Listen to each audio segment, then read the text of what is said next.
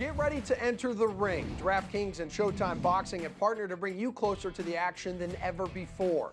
Introducing the Showtime Boxing Pick'em game. For every 2019 Showtime Boxing event, you can come out swinging. Each fight card is the opportunity to duke it out for your share of $5,000 and a Showtime Boxing swag bag. Plus, compete season-long for a shot at winning a trip to every 2020 Showtime Championship Boxing event. Here's how to play. First, pick your fighters. Select who you think has the best shot to win in each match.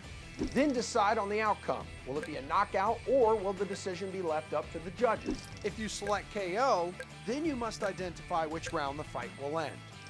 All selections must be made before you can advance to the main event, which is worth double the points. Do this for each of the Showtime Boxing fight cards and get ready to rack up the points. They are awarded based on how many selections you got right. So join Showtime Boxing and take down the competition to win your share of $5,000 and play all season for a shot at tickets to every 2020 Showtime Championship Boxing event. Listen, there's been some bad blood between you two guys. Will you be looking for retribution? The night of May 18th, biggest night of my life. Come into the Barclays Center, climb through the ropes, have probably the biggest smile on my face. I'm gonna go from good to evil. I've always seen in Wilder the lack of boxing skills. To think that he's had the title for so long, kind of hard to believe. I know his last couple of fights, he's been exposed more and more, almost like a trickle effect. And nothing's changed. He hasn't made any adjustments. It's not like he's changed his stance or his right hand or his posture. Round after round, I'm going to continue to bring that pace, bring that stamina, bring that vengeance. He's going to feel a jab he's never felt before. He's going to feel a straight right hand, some body shots. I think he's going to get in the ring and say, damn, I should have never done what I did to Breazeale. I should have never talked about him. I'm going to be very, very happy to give the boxing fans exactly what they want to see and what they need to see in the heavyweight division. It's going to be an all-out, just vicious war. I will knock this fool out. May 18th is going to be, how can I say it? May 18th is going to be a great time for me, but a scary moment in time for Dominic Breazeale and his family. I would advise Dominic Breazeale to not bring his kids to this fight. That's how serious it is. You will suffer. You will pay. Every punch, every blow to your face is gonna be crucial. My occupation consists of punching people in the face. My occupation consists of putting you in the hospital. This is not a gentleman's sport. So when that bell rings, all hell gonna break loose. My opponent's not gonna be able to touch me. He's not ready for this situation. So forever will be the king and still heavyweight champion of the world. Queensbridge is crazy. Turn the wrong corner and you will die. I was not gonna be a drug dealer. I'm here to play basketball. I never questioned Ron's ability. Every single day I questioned where he was mentally. He had demons.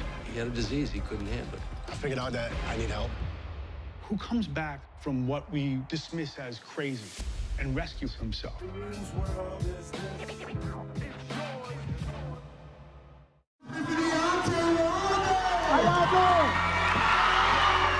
The pace of the fight is going to be in a hurry, like New Yorkers are.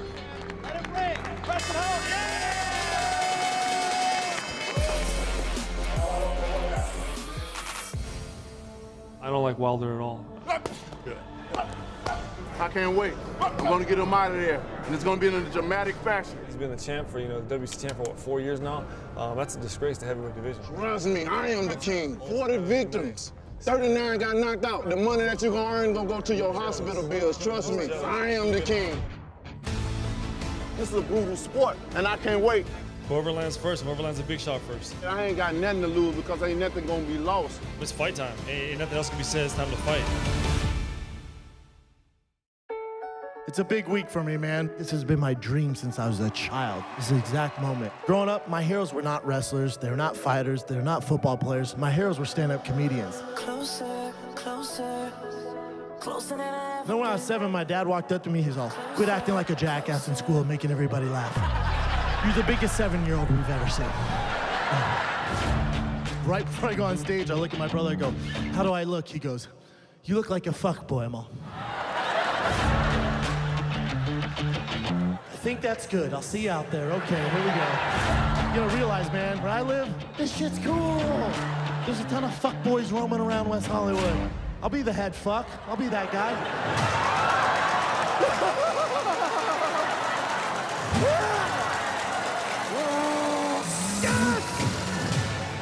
No, come on.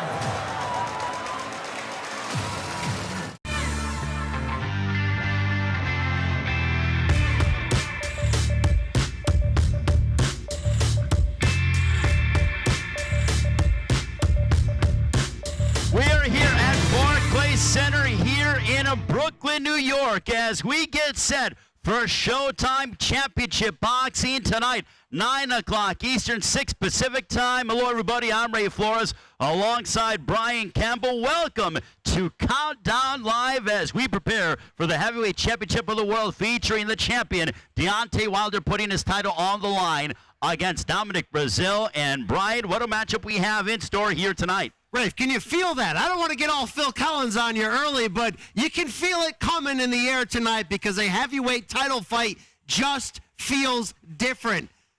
We haven't seen Deontay Wilder since December, that disputed draw against Tyson Fury. This behind us later tonight.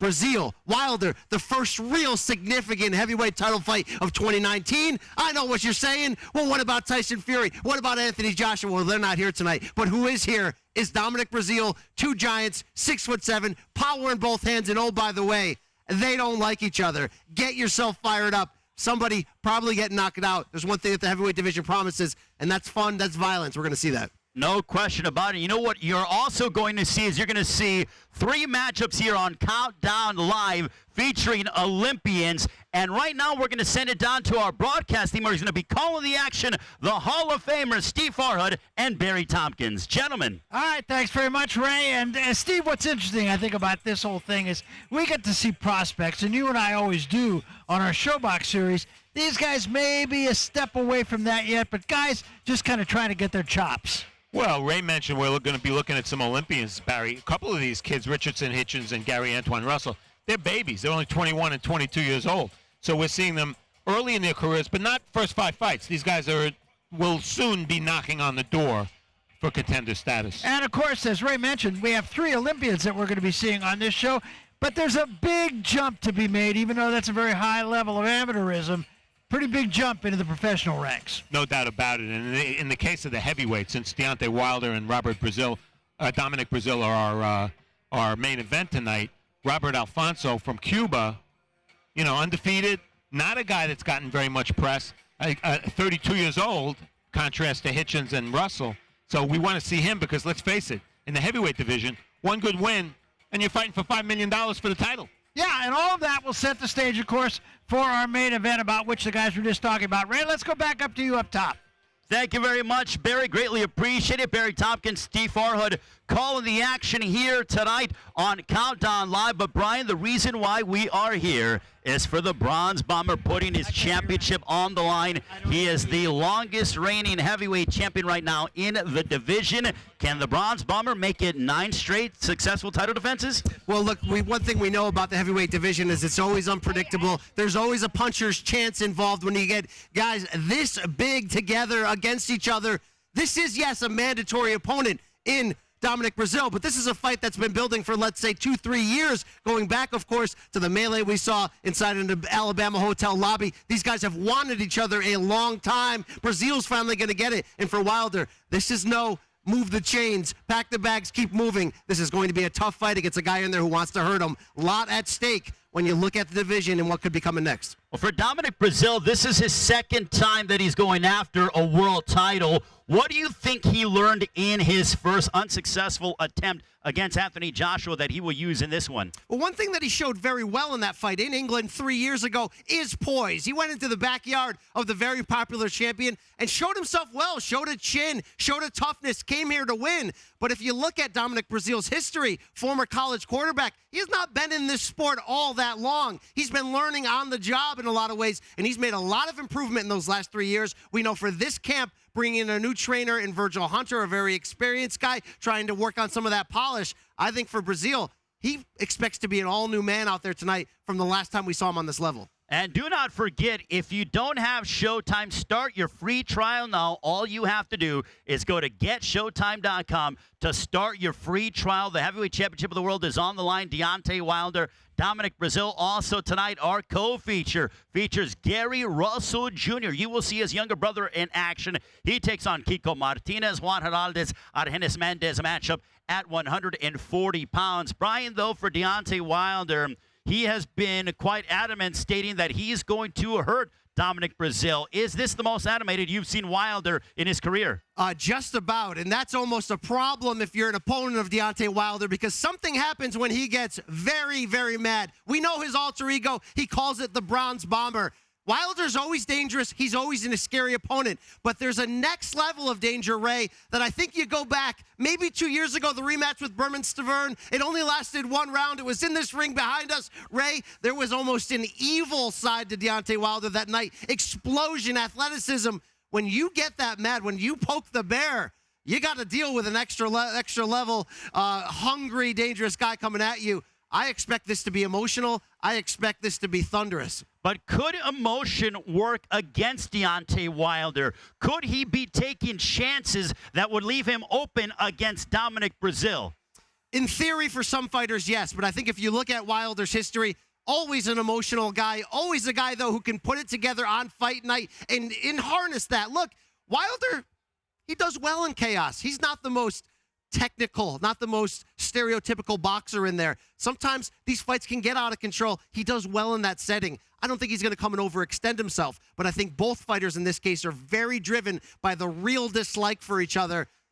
As fans, you can do nothing but get excited about that and see how it plays out inside the ring. Well, speaking of that disdain, Brian, we have seen a comprehensive look, all access daily here on Showtime social media pages, where you break down and you get to see up close and personal how the fighters are responding during fight week. With Wilder, it seems like the switch has been flipped early, but he's enjoying the moment. You almost look at him as saying he is relishing and looking forward to possibly putting a hurting on Dominic Breazeale tonight. He's completely confident entering this matchup. I think Deontay Wilder's really coming into his own as a champion. Look, when he won that title in 2015, just like Breazeale, it was very much learning on the job. Not just learning how to be a better fighter inside that ring, but learning what comes, the weight of that crown from being the heavyweight champion of the world. I think he's shouldering that well. He's marketing himself. Some of the controversial comments he made here, he's ready to go out there and deliver that big right hand. And I think you don't have to worry about his mental state coming in. He is focused. He's ready. He means business in there tonight. Well, when you have a champion in Deontay Wilder, your responsibilities start to increase.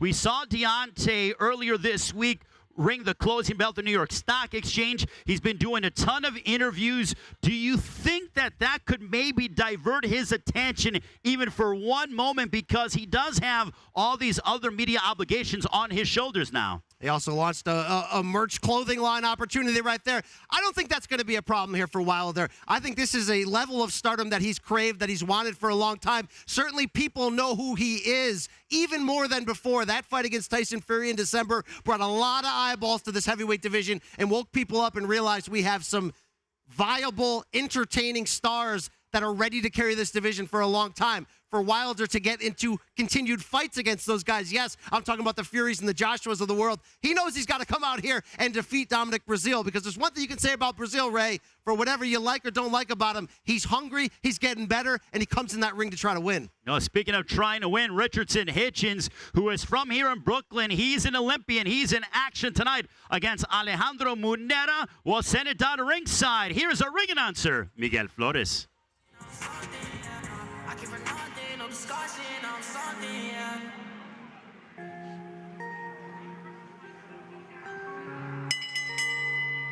Ladies and gentlemen, welcome to Barclays Center here in Brooklyn, New York, as we are live on Showtime Championship Boxing Countdown, presented by Premier Boxing Champions and sponsored by MGM Resorts and Brooklyn Boxing. This bout will be 8 rounds in the junior welterweight division. The judges ringside are Julie Letterman, Larry Hazard Jr., and John Stewart. The referee in charge of the action is Danny Schiavone. Introducing first in the red corner, sporting the red trunks, he weighed in at 143 pounds. His record, 4 wins, all by knockout, opposite of 1 defeat and 3 draws. Out of Medellin, Colombia, presenting Alejandro Venera. And his opponent across the way in the blue corner, wearing the white trunks, he weighed in at 144.6 pounds. His record, unblemished, 8 victories, 4 coming by way of knockout. Out of Brooklyn, New York, presenting Richardson Hitchens.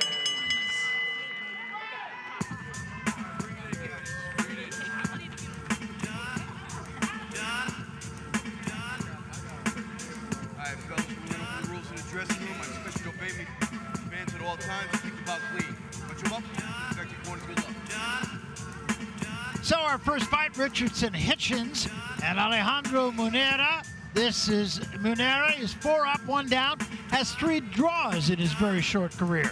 And he's from Colombia, as we take a look at Hitchens, but Venera from Colombia, and we've learned fighters from Colombia, they tend to have big knockout records, and when they come up here, and this is indeed Venera's first fight in the USA, well, those knockouts don't usually continue. All right, so here we go, round 1. Hutchins in the white trunks, Venera in the red trunks. Hutchins, I'll say this, Steve, if he punches as fast as he talks, he's going to be something special. He's got the gift of gab, a common characteristic for fighters from New York City, I'm proud to say. Richardson Hitchens actually lives about a mile from where I live in Manhattan, from Brooklyn originally. Yep. Remember the Haitian Olympic team. He's an American, but his parents born in Haiti, so he does have a dual citizenship. He did fight for Haiti in the Olympic Games in Rio. And there's a little bit of irony there, Barry, because the fighter who kept him off the U.S. team and the fighter who eliminated him in the Olympics is Gary Antoine Russell. That's right. Who we're going to see in our next fight on Countdown.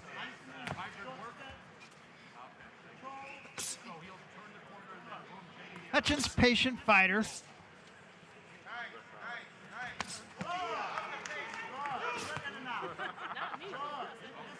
Yeah, what you want to see from Hitchens is hand speed, good jab, mostly an outside fighter, likes a little bit of distance. Does have 4 knockouts in his 8 wins, but not really a guy you would call a knockout specialist. Venera says the key for him, keep his distance. Yeah, you see Hitchens, who likes to keep a distance as well, coming forward.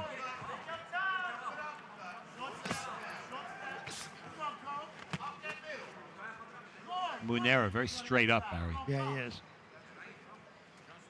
Standing tall. Hitchens a little bit reticent to really bring the fight to Venera. Shows a good jab early on here.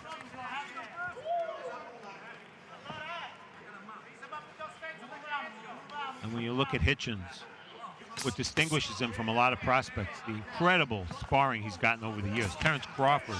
Good right hand there, and that staggered Venera. And a left hand, another left hand. Venera in big trouble, just trying to survive here. Good left hand of the body by Hitchens. Venera looking to punch back, not hold, not use the ring. Yeah. Seems to have his legs back now. Another good right hand over the top by Hitchens. Drove Venera into the ropes. Venera's ready to go. It will not take a lot. Venera's left hand very low. That's inviting Hitchens' right hand.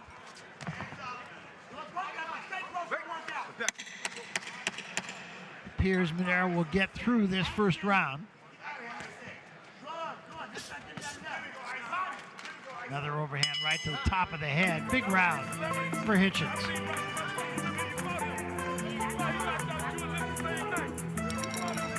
Make a pretty good argument for a 10-8 round there, as a matter of fact. You certainly could score it that way.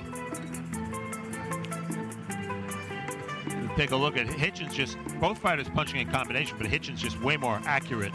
Picking his shot, throwing him from the right distance. A little bit of desperation from Venera's standpoint.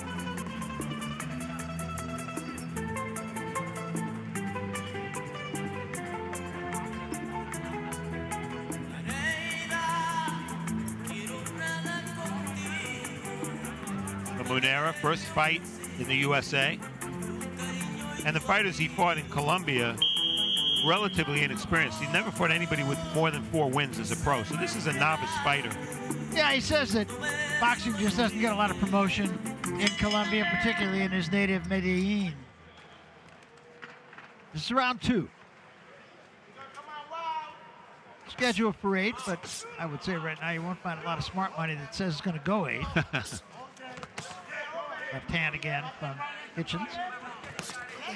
Munera's had a couple of MMA pro bouts as well. He did that before he boxed.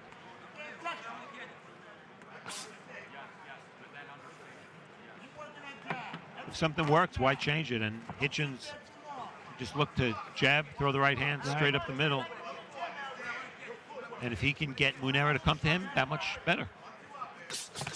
Good right hand, sharp, straight right hand. And a left hand. Yeah, he's masking the right hand with the jab, Barry, and it's working every time. Trying to go downstairs, too. That right hand just a little bit short.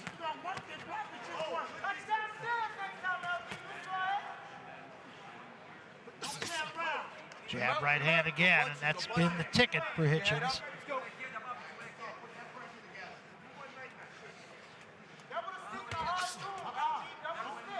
Talking about Hitchens and his sparring.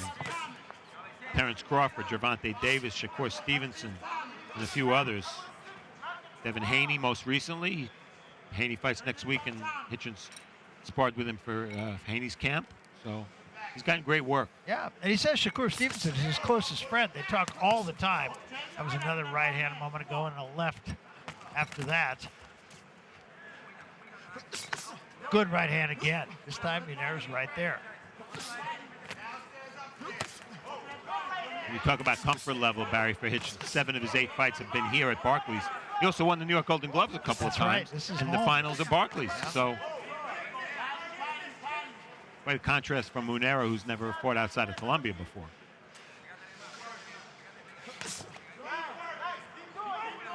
Crowd very quiet, even though this is his home crowd. Keep your head up. Let's go.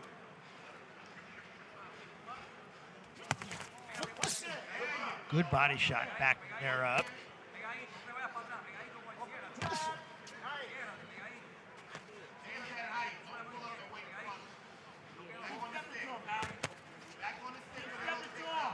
Munera not effective, but he is trying. I was just going to say, he is trying. Throwing some punches. Yep. Took a combination on the way in that time. One of the few times he's tried to venture inside.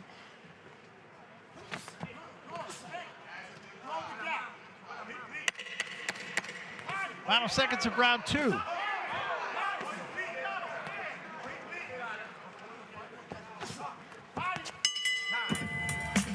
Well, Hitchens just kind of having things his own way so far in this fight. You know, they're both throwing punches, Barry. The difference is Hitchens knows when to throw his punches in terms of the distance between them, judging range. And Munera's kind of just throwing punches to throw punches. Yeah, Munera said the key for him is stay away, keep your distance. He's done that, but Hitchens has been able to reach it. In fact, the only thing Hitchens hasn't been able to do is body punch, and the reason for that is they've been too far away from each other to do that. But he may soften Munera up more if he can go to the body a little bit. You see how clean Hitchens' punches are. How many fighters over the years, Barry, have we seen come up from Colombia? Sometimes they're 18-0 with 17 knockouts. Yeah. And, you know, very often it's just records built on very easy opposition in Colombia. Every once in a while you get an Edison Miranda who can really fight. Exactly. But not that often.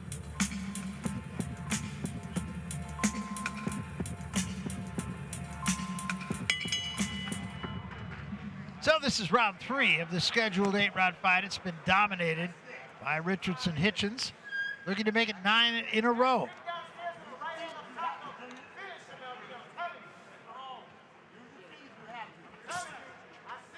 I gotta admit, I was impressed with Munera's English. He spoke beautiful English. Very, very good. And he said he just learned it on his own.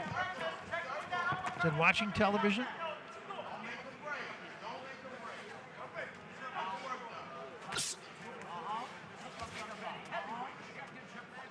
His answer to one of our questions yesterday, Barry, was interesting. We asked him, what's your best weapon? He said, my will. Yes. Yeah, well, and so far, that's what he's showing. We've been in a few fighter meetings in our day, and I don't recall hearing that answer. No, and he is. I mean, he's taken the best that Hitchens has to offer. He's still there. Really squared up in front of Hitchens now. Now Hitchens banging the body because he's close enough to do so. It's a good adjustment from Hitchens. He's dominating. He can dominate from the outside. He doesn't need to bang the body or get close, but he's going to soften his man up if he does go to the body on the inside. Mentioned that Hitchens fought under the flag of Haiti at the Olympic Games in Rio. Nice combination again. Another good right hand. Hitchens trying to close the deal here. Fought for Haiti at the Olympic Games, and one of his sponsors really was Andre Berto, and once again, Venera just about ready to go. Berto actually paid for his plane ticket to go to Rio de Janeiro. Right, and Berto understood what he was going through because Berto did the same thing. Didn't make the U.S. Olympic team and fought for Haiti.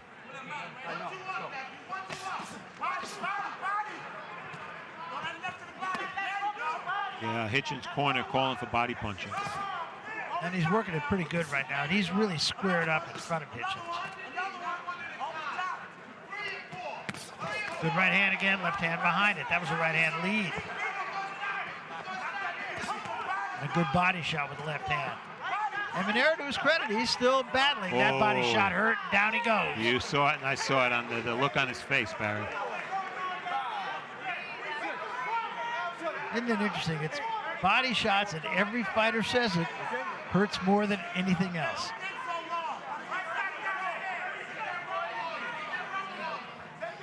Still under 30 seconds, just about 25 seconds to go in this round.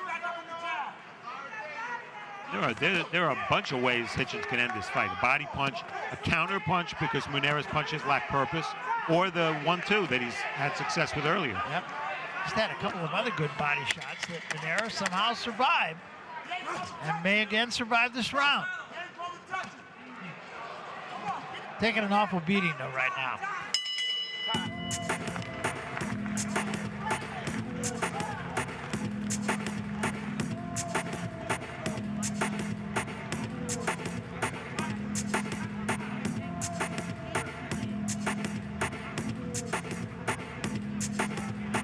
Hitchens' trainer is Leonard Wilson. Looks to me like they're going to stop this. You got it, Barry. This fight is over. Let's see if we can see the sequence that caused that knockdown. That's the end of it, and Richardson Hitchens will run his record to 9-0. He did everything he set out to do in this fight against a game but outmatched opponent, I think it's fair to say. Yeah, I think if the fight had gone any longer, Barry, it wouldn't have served Hitchens very well. He was so dominant from the beginning, hurting his man really right away. And he made a nice adjustment in that third round, going to the body, weakening Munera to the point where Munera just couldn't continue, went down. He did what he had to do against very limited opposition. Yeah, he really did, and I give it up for his corner. Venera's corner said, that's enough. Why punish the guy anymore? You know, Richardson Hitchens, Barry, is now, 9-0. He's 21 years old. Clearly a prospect to watch with the Olympic pedigree, 2 New York Golden Gloves championships. Nice fighter to watch, but we have to remember he's only 21. So at this point in his career, he's going to get some fights like this that are gimmies. Nothing too difficult. The trick is show him a few different styles, get some rounds out of it.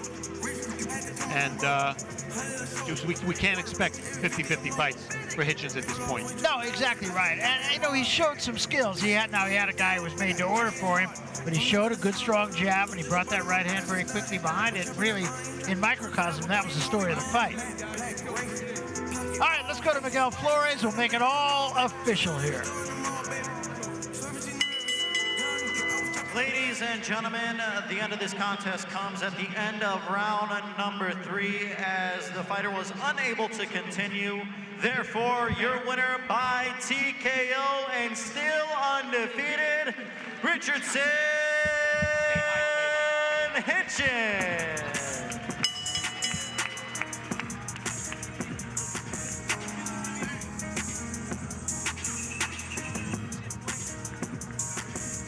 Drop the drop top, humble for the summer, yeah.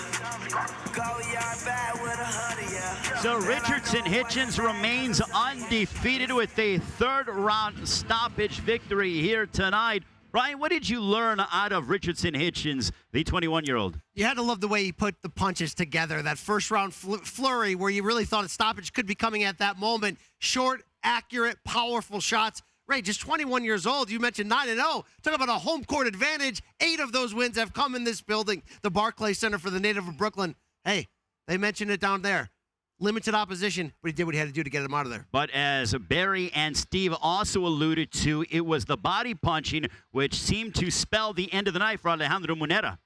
Absolutely. Look, Richardson, one thing you like is that patience. Knew he had his opponent hurt, knew he could go for broke and let it go, or he can systematically break him down. That's what he did to the body. Those are little things you can really take and move forward as he goes on in his career. And speaking of moving forward, coming up next, the younger brother of Gary Russell Jr.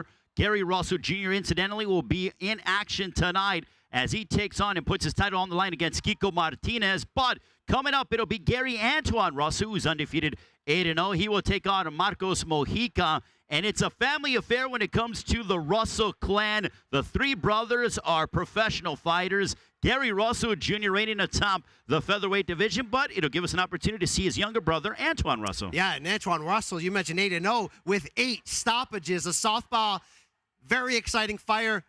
Look, we know Gary Russell Jr., Mr. Gary Russell Jr., the oldest of 6 boys, all named Gary. But Mr. Gary Russell is a new father, right? The father of 6, just had twins 6 months ago. What are the names of the boy and girl, you may ask? Layla and Ali. Already a boxing family, only going deeper here, Ray. Well, let's talk about Gary Russell Jr., who will put his championship on the line against Kiko Martinez. Don't forget, if you don't have Showtime, go to getshowtime.com to start your free trial now. Gary Russell Jr. has stated following this fight, if he's successful, he wants to unify with Leo Santa Cruz. If he's not interested in that, then you know what? I'll go up in weight, and I want to potentially have a matchup against Gervonta Tank Davis. Wow. Now, here's what's really interesting, because, look, nobody is ever going to doubt the talent of Mr. Gary Russell. Longtime king, really, at featherweight. Bounced back nicely from that loss to Vasily Lomachenko on Showtime. Wins the title back and has been on a run. The problem, of course, he's only fighting once per year. So, Ray, we can make all the jokes we want, and we do in the media here. We say, oh, let's check the watch. 365 days has passed. He's back. But if you talk to Gary Russell, who's one of the more well-spoken and introspective fighters in the game, he'll tell you, guys, not my fault. I want to fight the big names. I've been calling out Leo Santa Cruz for a long time. And like you mentioned, if I cannot unify at 126 pounds, I'm going to take my talents north to 130. Ray, he has effectively called out Tank Davis and said, I'm coming for you. Get your boy Floyd Mayweather to make this fight happen. I'm coming. If you're a boxing fan, you know the talent of both. That is a spectacular matchup at 130 pounds.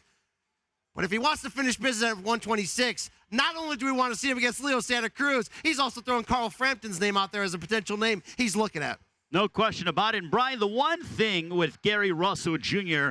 that we have seen, at least during this fight week, as you have gotten a great opportunity to see up close and personal, All Access Daily, how these fighters are getting ready for fight night tonight. But Gary Russell Jr. seems more brash and is speaking more about what he wants. That's typically unlike his character. I think he's at a turning point in his career. He's not far from turning 31 years old. He's put some money in the bank. He's boxed on his own terms. Now it seems like it's about legacy. It's about going out there and translating that great talent, putting it out there against the biggest and best names in the game, and really trying to carve out, when he does eventually leave the sport, what have I contributed? What have I accomplished? We know him now as that long-reigning featherweight king. We want him to be more active. We want him to chase the big names. He's the one saying, hey, guys, I'm ready to do that. We have seen inside the ring with Gary Russell Jr.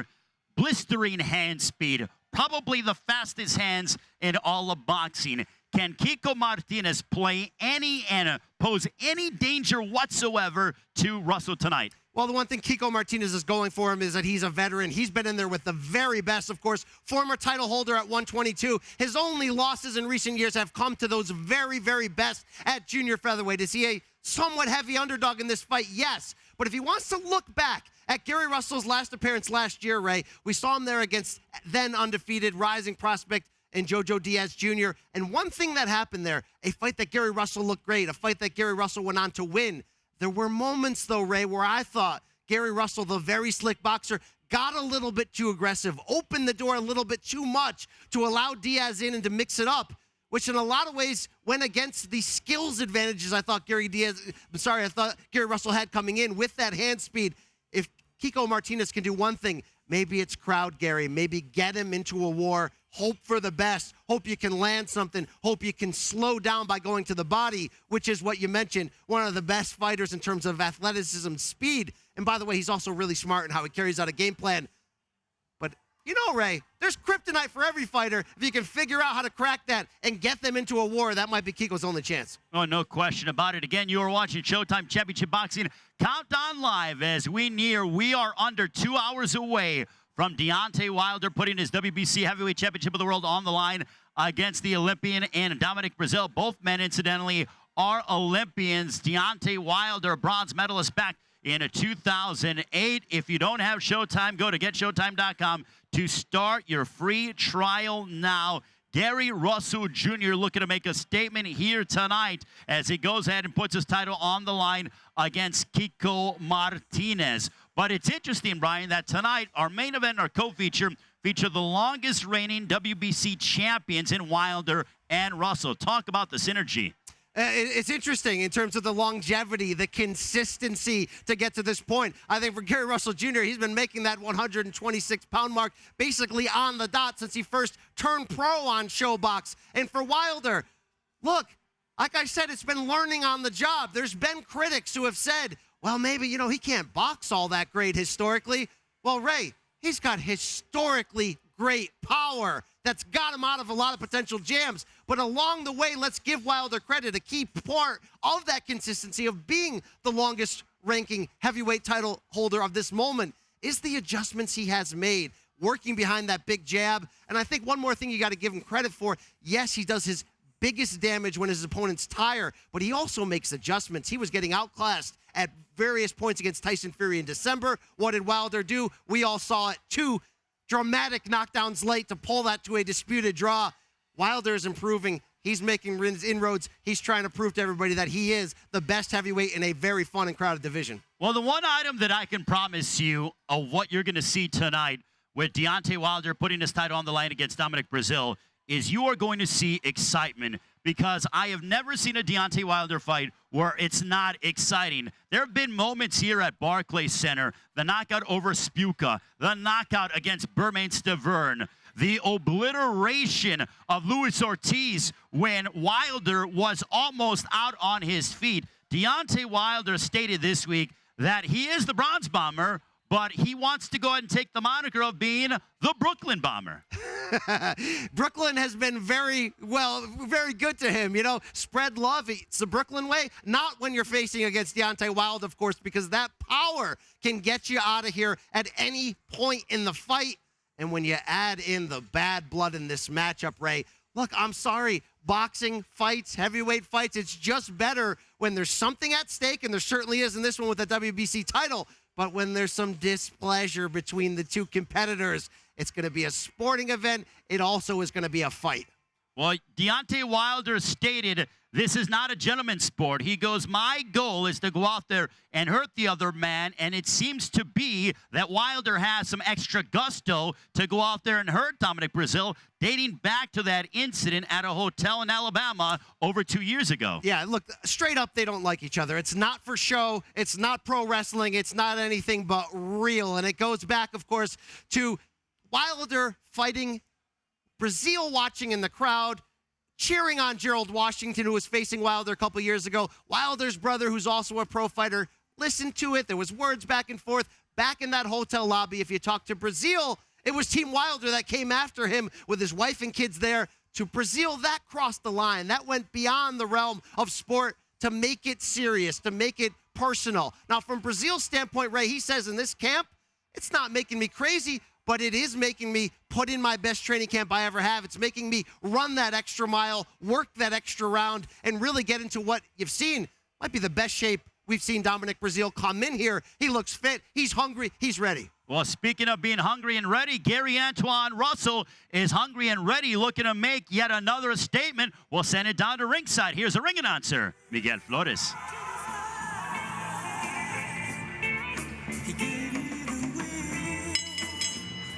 Ladies and gentlemen, the action continues here on Showtime Championship Boxing Countdown as Premier Boxing Champions presents 8 rounds in the lightweight division. Sponsored by MGM Resorts and Brooklyn Boxing. Our judges ringside are John Basili, Larry Hazard Jr., and Kevin Morgan. The referee in charge of the action is Mike Ortega. Introducing first in the red corner, wearing the blue with white trim, he weighed in at 138.2 pounds. His record, 16 victories, including 12 KOs, opposite of 3 defeats and 2 draws. Out of Managua, Nicaragua, presenting Marcos El Popocho Mojica. And his opponent across the way in the blue corner, wearing the black and white trunks, he weighed in at 137.2 pounds. His record, undefeated, 8 victories, all by knockout. Out of Capitol Heights, Maryland, a former U.S. Olympian, presenting Gary Antoine "The Last" Russell.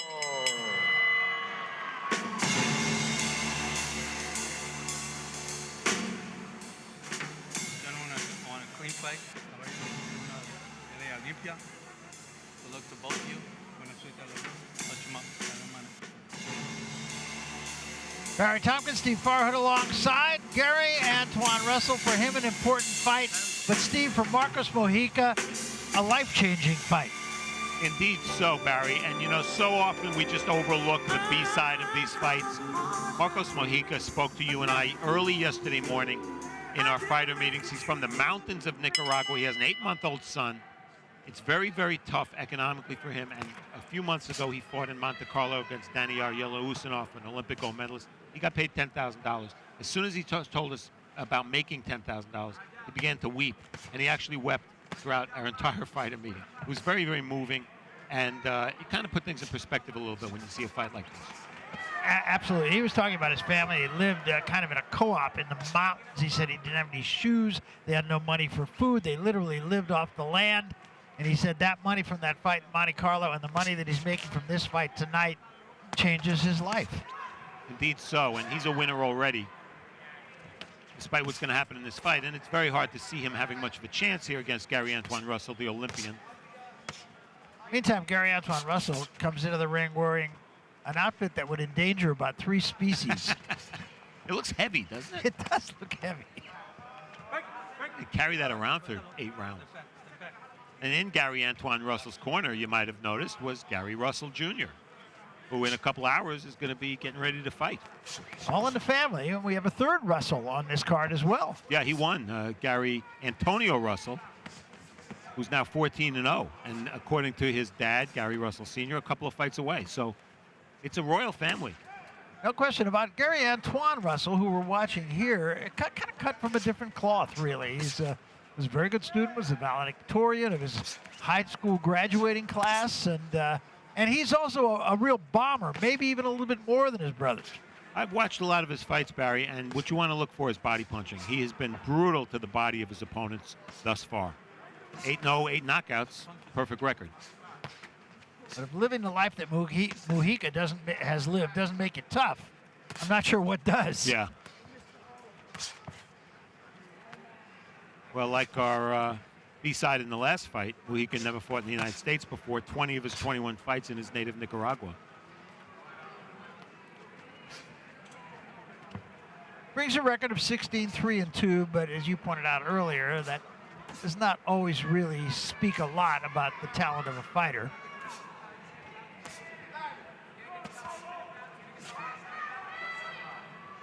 He was stopped in the fight that he fought in Monte Carlo by an undefeated fighter. Yeah, Usanov, not only an Olympian like Gary Antoine Russell, but a gold medalist. So, yeah, this kid's earning his money. Staggered him right there with left hand. Wasn't a huge punch, but it was enough to stagger him. Russell right on top of him now, sensing that the end could be near. Barry, I won't suggest that anybody has the hand speed of Gary Russell Jr., anybody in all of boxing. But Gary Antoine Russell's pretty fast-handed himself. Yeah, I'll say he is. And I like his patience, too.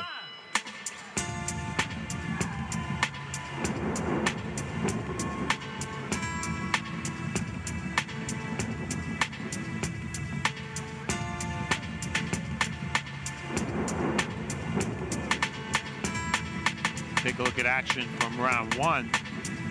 Russell attacking all the way, and as soon as he gets close, you see him aiming for the body, then coming upstairs. He's a dedicated body puncher. And like his older brother, Gary Russell, who's the world champion, Antoine is a thinking man's fighter, a thinking man, thinking young man, in and out of the ring. Very intelligent, very... And when I see that replay, I'm not really sure that Mojica was all that rocked by that punch, even though he took a funny step backward. Well, remember, it's southpaw against right-hander, and whenever you get that matchup, you do get a lot of feet stepping on each other. So we come to round two.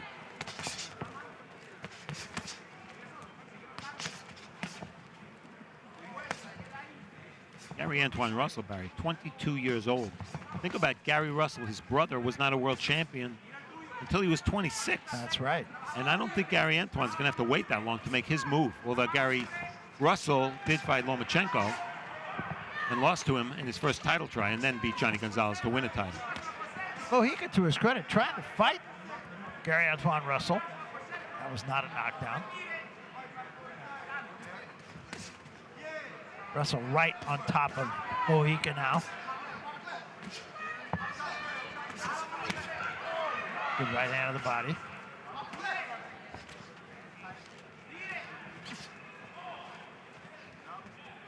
Over the years, Barry, I've come to really like the Russells. You know, the dad and then the kids. There were 6 sons. One was tragically murdered years ago. There are 5 Russells now, and they just do things their own way. You know, Gary Russell, the world champion, criticized by a lot of people for fighting only once a year. Perhaps not always his own fault. But as he advances, I'll tell you, if you gave me a list of, if I had to make 5 fights I want to see, yeah, of course we want to see Wilder Joshua. Of course you want to see Crawford Spence. But I would put Leo Santa Cruz, Gary Russell right up there. In my top absolutely. 5. I mean, that would be a fantastic matchup. Absolutely would. Hope we see it. Meantime, Russell continuing to do all the work and being there quicker and more often, but Mojica hanging in.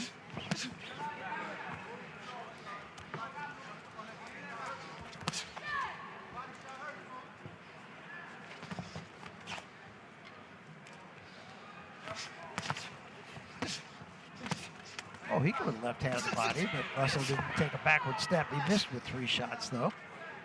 Yeah, Russell's usually, when he's close, he's always going to punch in combination. And I'll repeat what I said during the Hitchens fight. Gary Antoine Russell beat Richardson Hitchens in the first round of the Olympics. That's right. In 2016. That's right. We have symmetry here, Barry. A lot of symmetry tonight. That was a left hand. Good shot from Russell. And another one. Chopping right hand. Might have been the best of all. And straight left. You see technically Antoine Russell. He's very, very, very well skilled and well taught. His punches are straight. He gets leverage. Always on balance.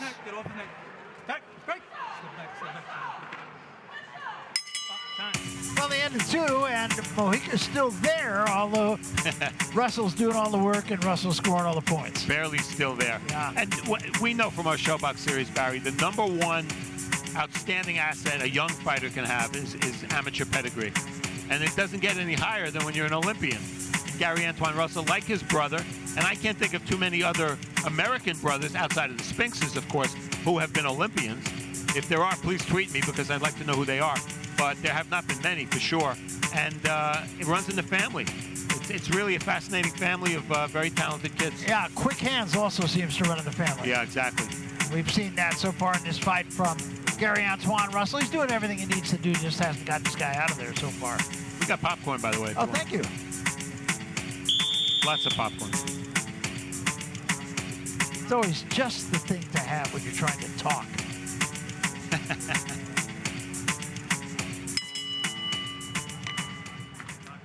Round 3.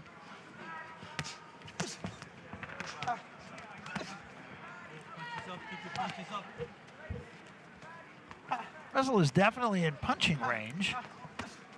Left hand of the body there. And Mojica has been stopped a couple of times. We saw Hitchens break his man down to get him out in the third. Body shot and a good left hand. See if Russell is going to do the same thing.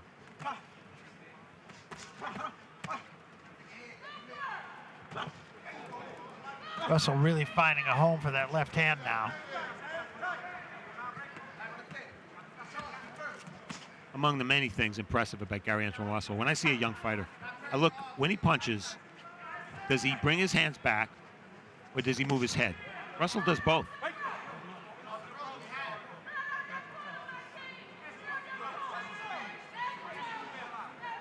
Right now, it seems Russell trying to sucker Mojica in a little bit.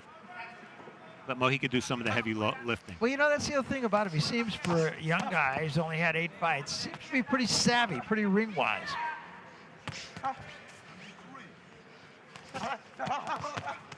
And what maybe some casual fans don't realize, Barry, is that when you're a fighter like Gary Antoine Russell, and you've been an Olympian, the highest level of the amateur boxing scene, the fights he has at the end of his amateur career are much tougher than his first 10 fights or so as a pro. That's kind of standard procedure. At that level, that's absolutely true. And again, this is, you pointed this out earlier, but this is that first step in a professional career where a prospect just kind of gets his footing, starts to feel comfortable, learns things as he goes along. And the one thing Gary Antoine can't do that Gary Russell Jr. can do, he can't fight once a year, not at this age, and not at this stage of his career. He's got to stay busier. And he has. Yeah. And when you're knocking people out as he is, it's, of course, much easier to stay busy. Nice combination again. Well, he could take in a good shot, Barry. Yeah, he he's really taking is. And a lot of them. And a lot to the body. Yeah.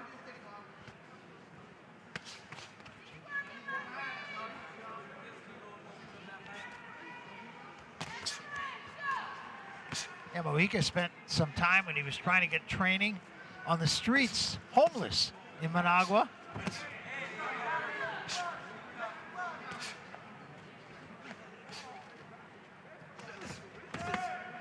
This combination again to the body from Russell. And again, Russell just sort of breaking his man down, but Mojica, to his credit, still on his feet.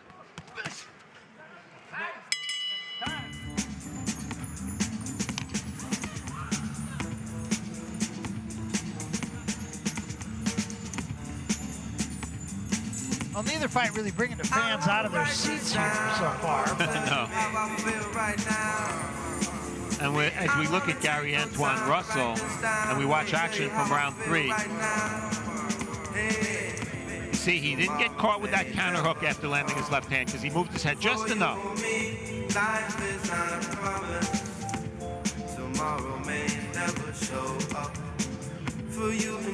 And you know, the 2016 U.S. Olympic team, Barry, one of the fighters from that Olympic team is already a world champion, and that's Claressa Shields. That's right. The men have not gotten to that point yet. They're a ways away. Carlos Balderas and Vargas and Kiko Hernandez, but Claressa, of course, on the fast track and has won titles in 2 divisions and is a unified. That's right. Middleweight champion. That's right. And a 2-time Olympic gold medalist.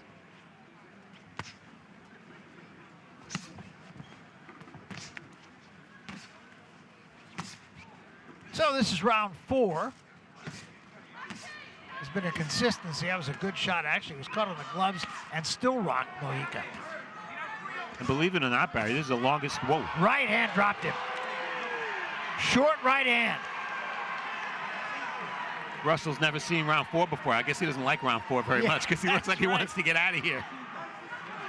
That was just a short right hand. I'm not sure Mojica is really in serious trouble, although he took a long look at his corner. And Russell right on top. There's a left hand slip through. Will not take a lot. Mojica back into the corner, extricates himself from the corner, takes another combination from Russell. Uppercut missed, but a left hand got there. And another left hand to the top of the head. Mojica now covers up. Mojica, a couple of shots to get himself off the ropes. He's fighting back, Barry. And the key, Russell not letting Mojica hold. Not that Mojica's trying to hold right now. He's trying to punch.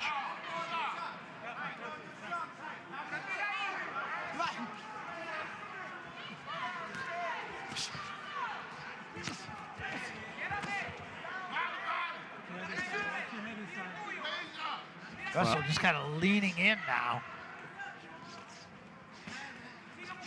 Mojica really trying to battle back here.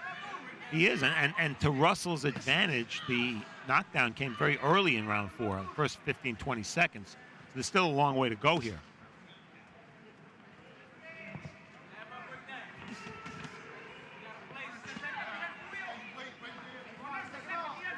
Not the worst thing in the world for Russell's development to have to go a few rounds. He just took a right hand from Mojica. And again, a short right hand. And this one may be the end. Kind of shook his head in the corner. That's it. It's over. Just too much Gary Antoine Russell.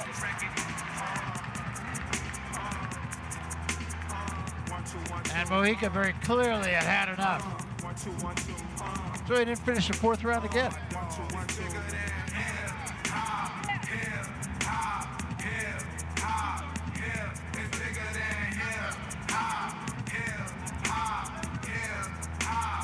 In the green shirt, you see Gary Russell Jr. That's a Wilder-like mask there. Yeah, isn't it? Yeah. Pretty fancy end swell, huh? I think that's what he's doing. He's bringing down the swelling. There's a left hand and both hands from Russell. The right hand Barry called. You know, we know fighters can't knock everybody out, but when you have a perfect knockout record, Barry, you want to keep it. Of course. And Russell now is 9-0 with 9 knockouts. And he fought a guy who took his best shots for 3.5 rounds anyway.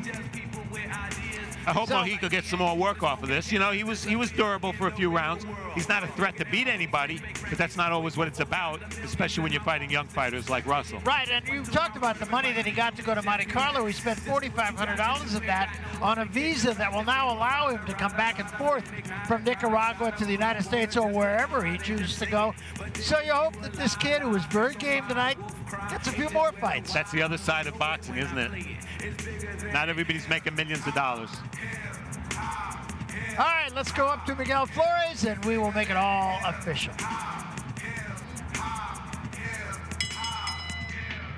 Ladies and gentlemen, the end comes at 2 minutes and 13 seconds of round number 4. For your winner by knockout and still undefeated, Gary Antoine "The Less" Russell.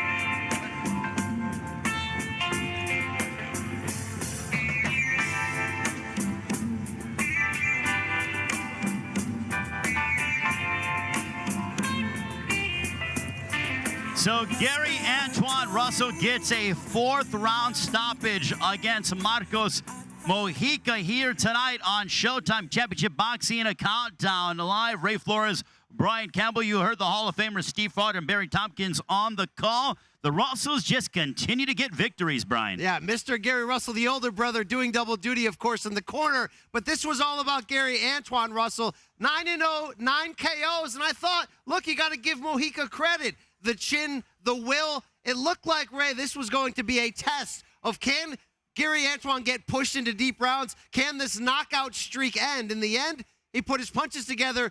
Couple knockdowns, ends it in the 4th. I like, though, for an aggressive fighter, a southpaw that comes forward, both knockdowns with the right hand.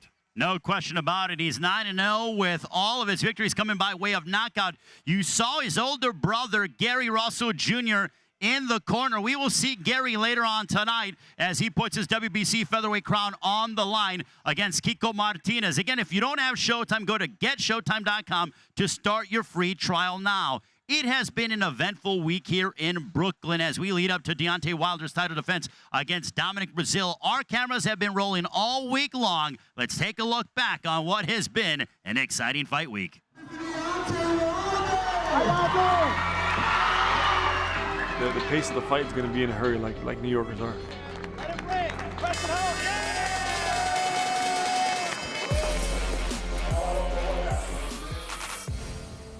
I don't like Wilder at all.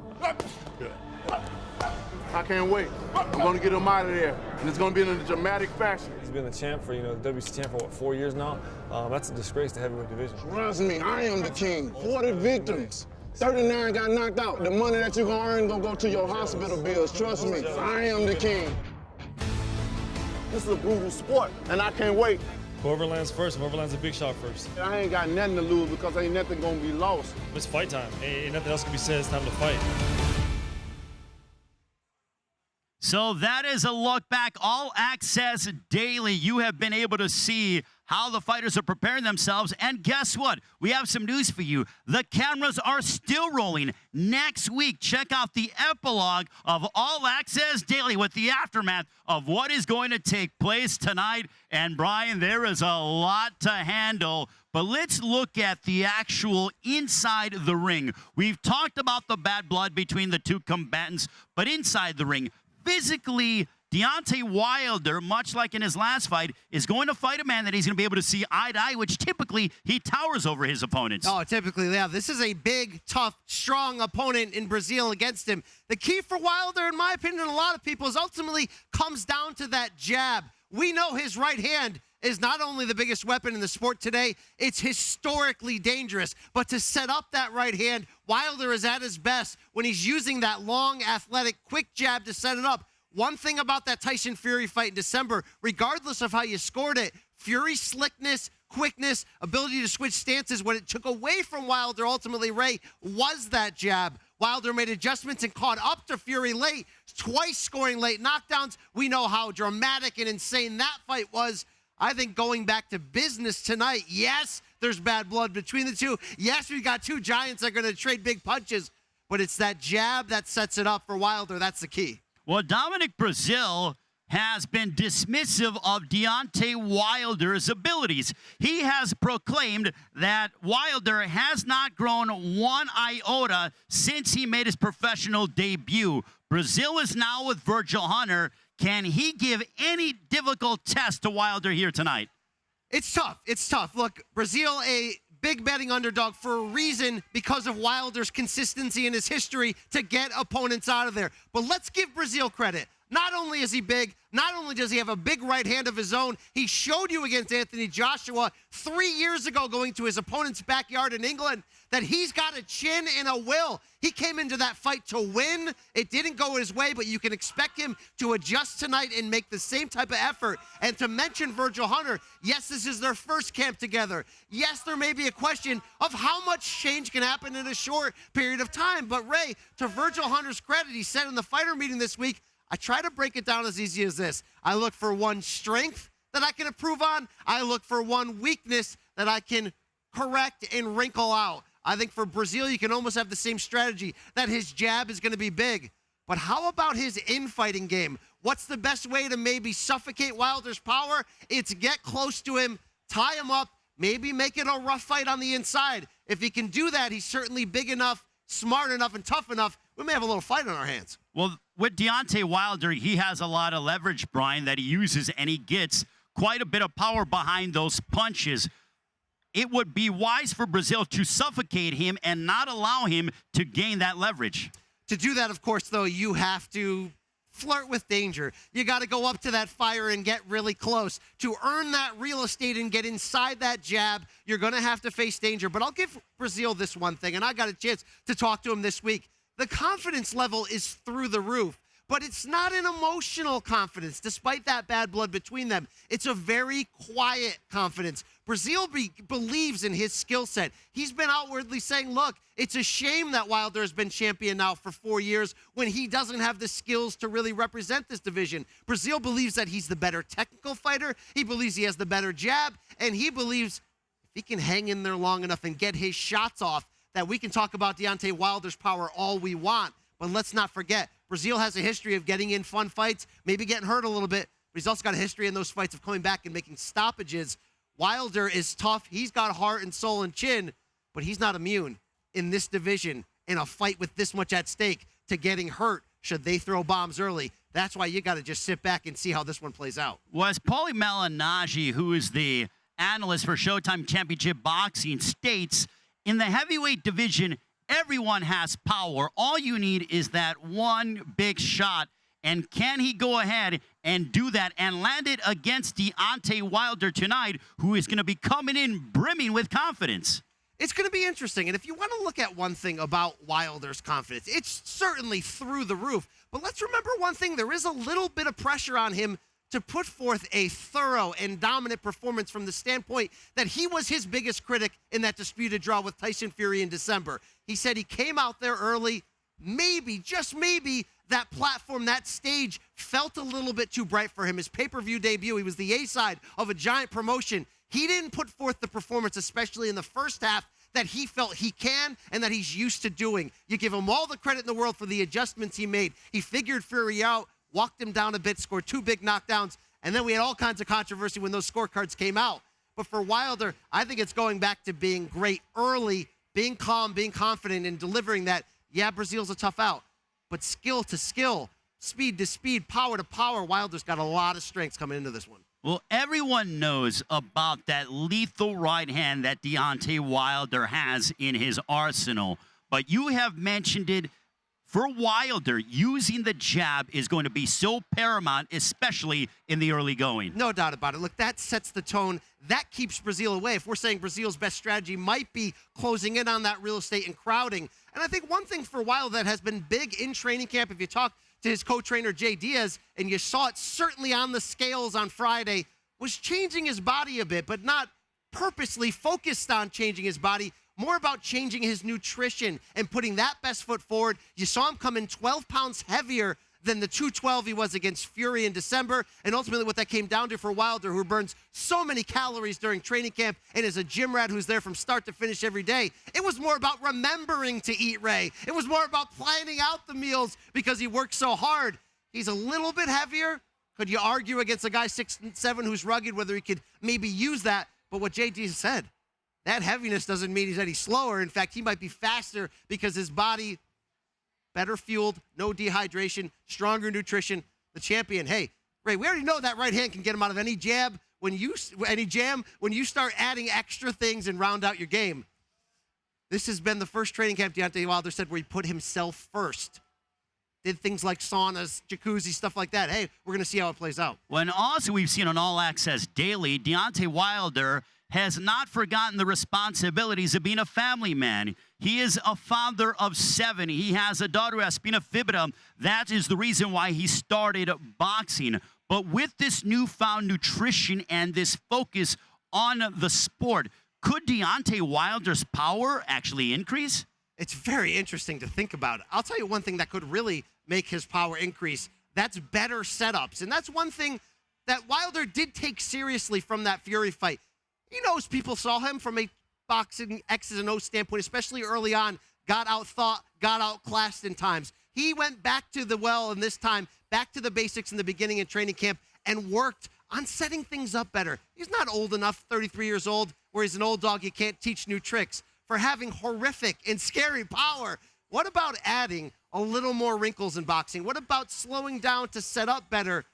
I don't know if that can physically increase his power, but if he can get off these shots easier and cleaner, what are we looking at here? Well, I mean, what's going to happen when Deontay Wilder fully figures this sport out? Look at the success he has had learning on the job, being at times a raw fighter with those helicopter hooks. The more he starts to put that together, the more dangerous he is because he's got the heart, he's got the stamina, and he's got game-changing power. And do not forget, Wilder and Breazeale comes your way 9 o'clock Eastern, 6 Pacific time. You do not want to miss it. Go to GetShow.com to start your free trial now. Speaking of the heavyweights, Robert Alfonso, a Cuban Olympian, he's in action against Iago Kalaitzis. We'll send it right back down to the ring. Once again, here's the ring announcer, Miguel Flores.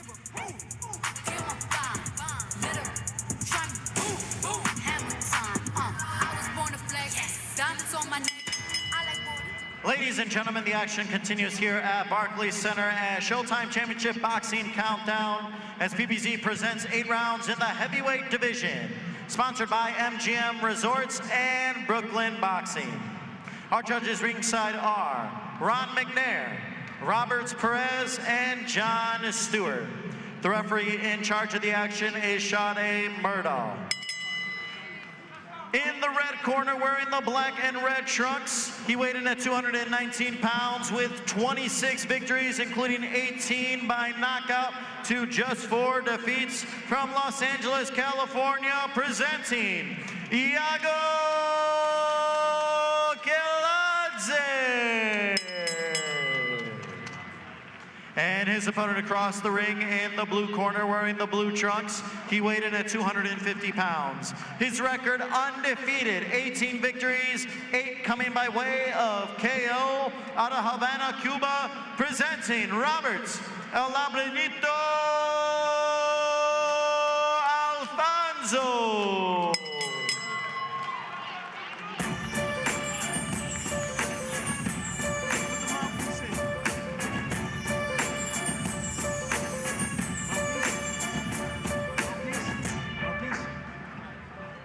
As a reminder, obey the commands at all times, protect yourselves at all times. When I call for the break, I want you to give me a clean break. Remember, all of this is good. All of this is good. Touch gloves. Let's go. Barry Tompkins, Steve Farhood, back ringside. We come now to the big guys. It's Robert Alfonso, undefeated in his professional career, former Cuban amateur, and Iago Kalaitzis, and we have seen him. I think this is a really interesting matchup. Well, you know, Barry, we talk about what a good time it is to be a heavyweight. And Robert Alfonso, Cuban Olympian, right now he's playing second fiddle to Luis Ortiz among the Cuban heavyweights, but he's undefeated. If he gets a win here, he gets a little bit of exposure on a big card. And, you know, you're never, as a heavyweight, you're never 1 or 2 fights away from a big one. And today, in this day and age, with the heavyweights being what they are, a big one means a lot of money. So there's a lot of motivation for Alfonso. No, exactly. And Alfonso, oh, by the way, fought Luis Ortiz 2 times as an amateur. I think he said they split, didn't he? I believe that's what he told us. Now, Kalaitzis, on the other hand, has been a quick starter. Not a good finisher, mind you, but a quick starter. And Alfonso, on the other hand, has been a slow starter. So I think that is a little interesting tidbit from this fight. We'll see how each guy does both early in the fight, and I expect late in the fight, too. Good exchange there. That's a punch to the back of the head, a rabbit punch. Don't do that. I was not expecting a fast start here. I thought these two, Alfonso, up until this point in his career, has been very methodical, very much a 1-2 puncher, takes his time. But Kalaitzis just likes to fight too much, Barry. Yeah, he does, and that's backed off. Yeah, gotten him in trouble a couple of times. Yeah, it has. And Kalaitzis may be tying or breaking a record here, I don't know, but fighting his 3rd consecutive Olympian after losing to Joe Joyce and Michael Hunter. That's right.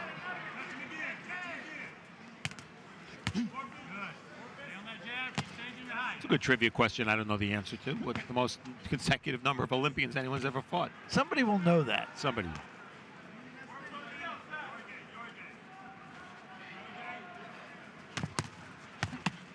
Nice little combination from Kalaitzis. Kalaitzis comes in at 219. He was a cruiserweight until about 3 fights ago. Actually told us he feels more comfortable as a heavyweight. He holds the weight well. He's a tall guy. Again, a nice little combination. Nothing big. A different subject, Barry. Look at Alfonso's beard. I remember the days when they wouldn't let fighters fight with beards like this. Yeah, that's right. Isn't there still something written that if the commission feels that it would have an effect on punches thrown at him, that he would have to shave it? Yes, indeed, and we've seen that in certain jurisdictions. The beard can rub against the cut of the opponent, or it can serve as a little bit of a cushion if you get hit on the chin. Wonder if that's where the term came from. He has a good beard. Has a good beard. I don't know. It's got to be, I would think.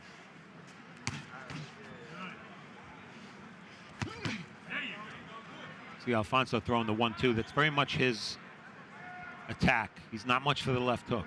Yeah, and he's not a guy that's going to dazzle you, but he's very consistent. That was pretty good, quick, short right hand from Alfonso. Stop at the bell. Alfonso, obviously a great admirer of Teofilo Stevenson. Great Cuban champion. End of the first round.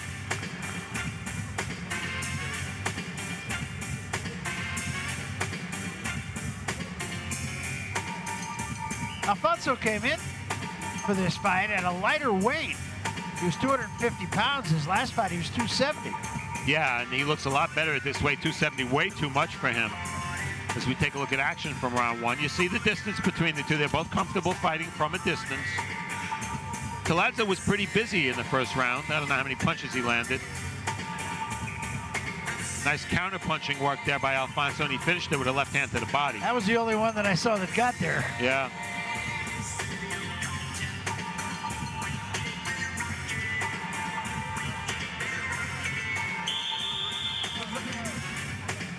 Alfonso prepared for this fight by being one of the primary sparring partners for Deontay Wilder, who we will see, of course, in our main event later on tonight. You wonder if being a sparring partner for Deontay, which he's done, Alfonso's done since 2015, whether that hasn't retarded his growth as a fighter a little bit. Isn't that interesting, too? And there are so many fighters that we see that just get that sparring partner mentality, and all of a sudden they don't have that instinct in the ring.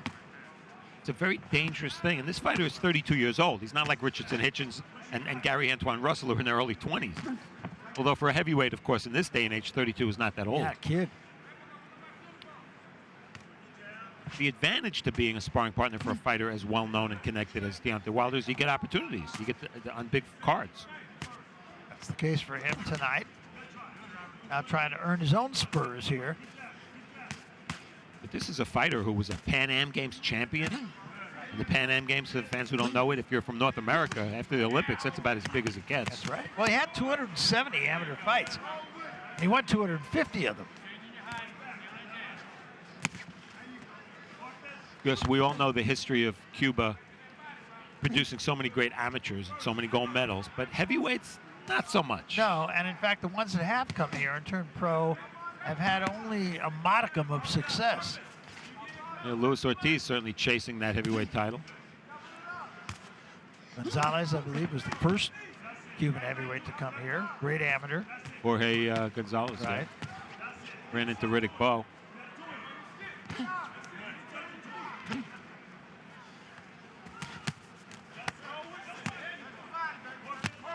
You can almost sense Claressa trying to pace himself a little bit more. Last time you and I saw him, he just burned out. Yeah, that was against Adam Kovnatsky. And, you know, going into that fight, Barry, if you remember, Kovnatsky, yeah, he had some good wins, but, you know, he's a very hittable heavyweight. That was I don't want to call it a pick'em fight, but Kovnatsky was not that big a favorite, and the win Kovnatsky got that night sort of elevated him a little bit, and he's now elevated himself further. He's a legitimate top 10 heavyweight. Nice little combination from Claressa there. Right hand and then a left uppercut. His ticket to victory, Barry, be busy.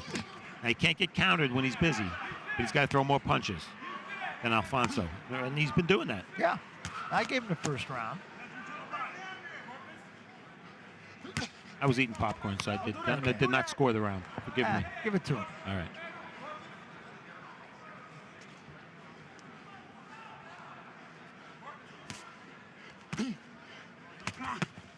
Alfonso, pretty mechanical. Has a relatively quick jab. One thing Claressa's doing, he's smart. Alfonso has a high guard, and Claressa's punching with his right hand around that guard. I think by and large, and you have to consider Claressa as the B side of this fight, I think he's dictating tempo, and I think he's getting, right now at least, the better of him. I agree, and there's a lot at stake here for Alfonso. I mean, this is a high-profile fight for him. He's undefeated, He's stepping up a little bit in class here.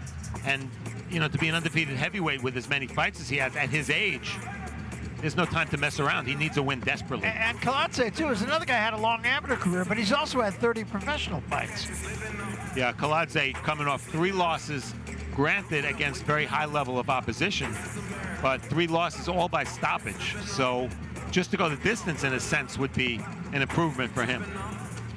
He started out very well, and he didn't start out quite as, I don't know what the right word is, but he just kind of ran at his opponents the couple of times that we've seen him and burned out in the second half of the fight. Doesn't seem like he started the fight the same way this time.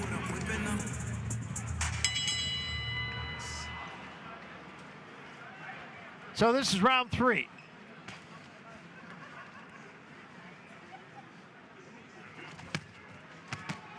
There's that lead right hand again. It's right over the defense of Alfonso. So far, Alfonso unable to counter Kaladze. Kaladze's been pretty busy. Double jab and a right hand, but nothing big from Alfonso. And Kaladze right back, got him turned. There's a double jab and right hand from Alfonso. To date, it has not been Alfonso's way to walk down his opponent, throwing a lot of punches, which is exactly what he might need to do in this fight. Again, the right hand of Kaladze slips over the glove of Alfonso.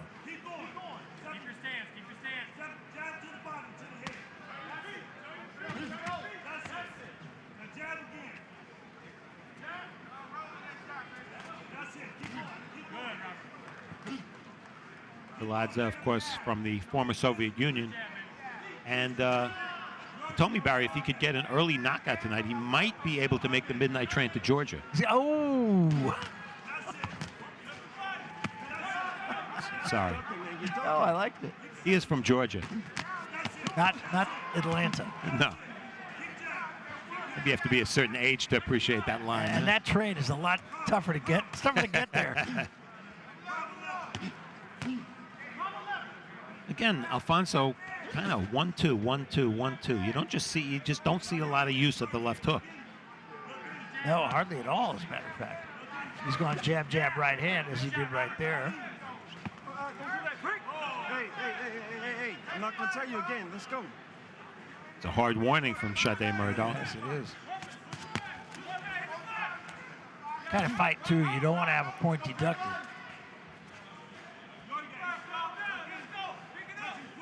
But your card, Barry, so far is very viable. I mean, it could be 2-zip, and we might be looking at 3-zip. Could be. But the first round was closer than the second. I think Kaladze clearly won the second. Yeah. There was an uppercut that got through. A little diversity of attack from Alfonso, and it worked.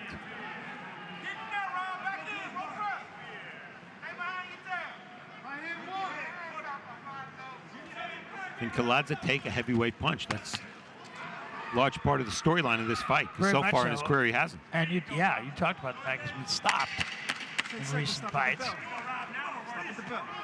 Better round, I think, for Alfonso.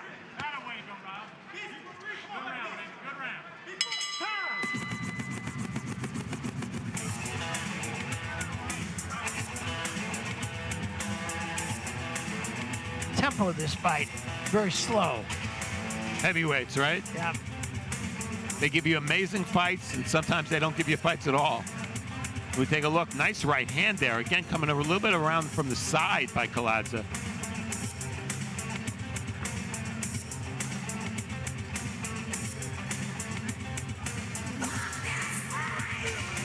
Breathing pretty heavily for early in this fight.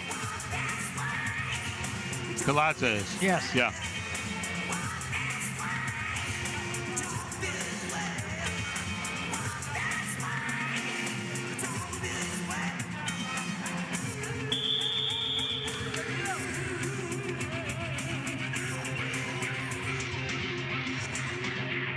You can sing along to the music here if you'd like, Steve. I like this song, actually. This is round 4. Scheduled for 8. Very slow tempo. Strong jab by Alfonso. We talked about Kaladze, Barry, being a former cruiserweight with a good amateur background, as you mentioned. And when you really think about it, there's just not a lot of cruiserweights who have made it big time as heavyweights. I mean, we all know about Evander Holyfield, obviously. David Hay, one or two others. James Toney, you could argue, but just hasn't happened that often. And that big jump in weight from 200 or 190 in the old days to 220 or 230. It's a big, well, it's asking a lot. And heavyweights are a lot bigger now than they were. Exactly, makes it even harder. But if you didn't know Kaladze was a former cruiserweight and you looked at his body, you'd say he was a heavyweight because he's almost 6'3" and he holds the weight well. Anytime you have an idea, Alfonso starting to figure things out here. 2 good body shots and an uppercut. Yeah, he's falling in love with that uppercut, and why not? It's landing.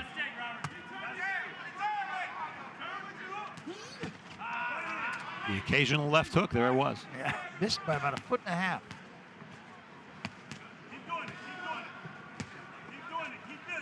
A little blood on the bridge of the nose of Kaladze, but nothing that I believe would cause him any issues.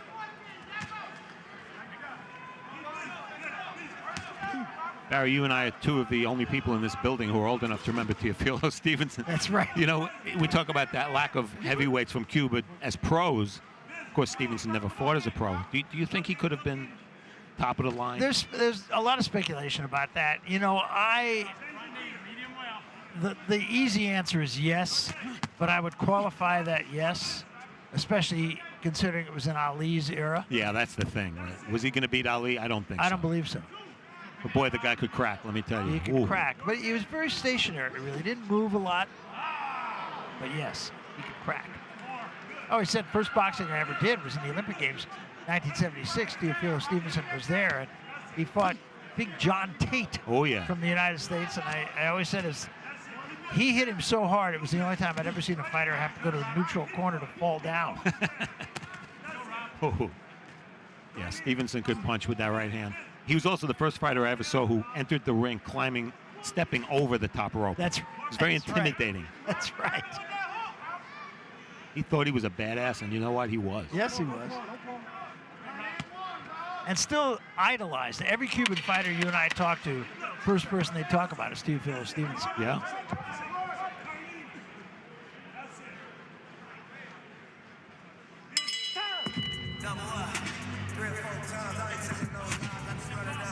I have an idea. Alfonso starting to even things up here. I think it's a pretty close fight here at the halfway mark. We take a look at action. See Alfonso landing that 1-2. He's missed a lot with it. Kaladze coming back with his own right hand. But in that flurry there, Alfonso did a good job of punching while Kaladze was trying to crowd him and smother him.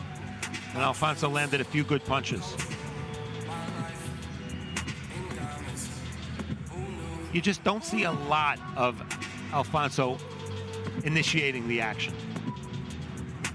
Which you would think as he moves forward in the heavyweight division, at some point he's going to have to do. For sure.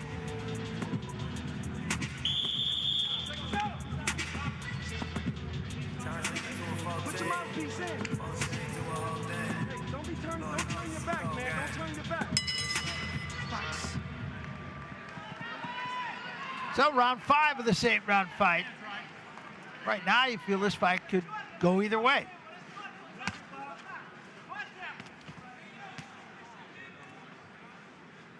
It didn't start out at a hectic pace, and my feeling is, Steve, it slowed from that. And that's actually good for Kaladze, I believe. I believe you're right. Because Adam Kovnatsky, of course, comes out like a house of fire, and he made Kaladze fight instantly. And Joe Joyce, he never stops throwing punches. So Kaladze, I think, has benefited. And his people told us yesterday that he thought this was a much better style matchup for him than the other heavyweight fights he's fought. And I think we're seeing what they mean. Yeah. Well, Alfonso, we talked about it. He's got 8 knockouts in his 18 wins. So not what you would consider a banger.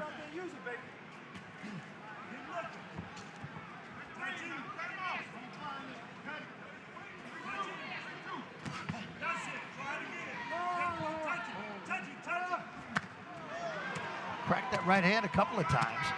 And now Alfonso covers up. You know, he hit him with the right hand a moment ago that I kind of thought maybe stunned Alfonso, even though it wasn't a big shot. The body language is not great from Alfonso. He's standing there just lifting his gloves up, kind of squared up. Yeah, there was a right hand to the back of the head, and Alfonso just took kind of a funny step back. You know, there's a long way to go in this fight, but we are in the second half. And Barry, I'll tell you, Alfonso has to do something to make fans and promoters and other fighters want to fight him and want to see him, and he's really not doing it. Not so far. He's getting out-quicked. You know, you look at a Dominic Breazeale, one of the reasons he got a fight with Wilder, aside from being a mandatory challenger, is that he's been in exciting fights. You want to see exciting heavyweights. Claressa is finding a home for that right hand consistently. Now Alfonso, his hands down around his thighs.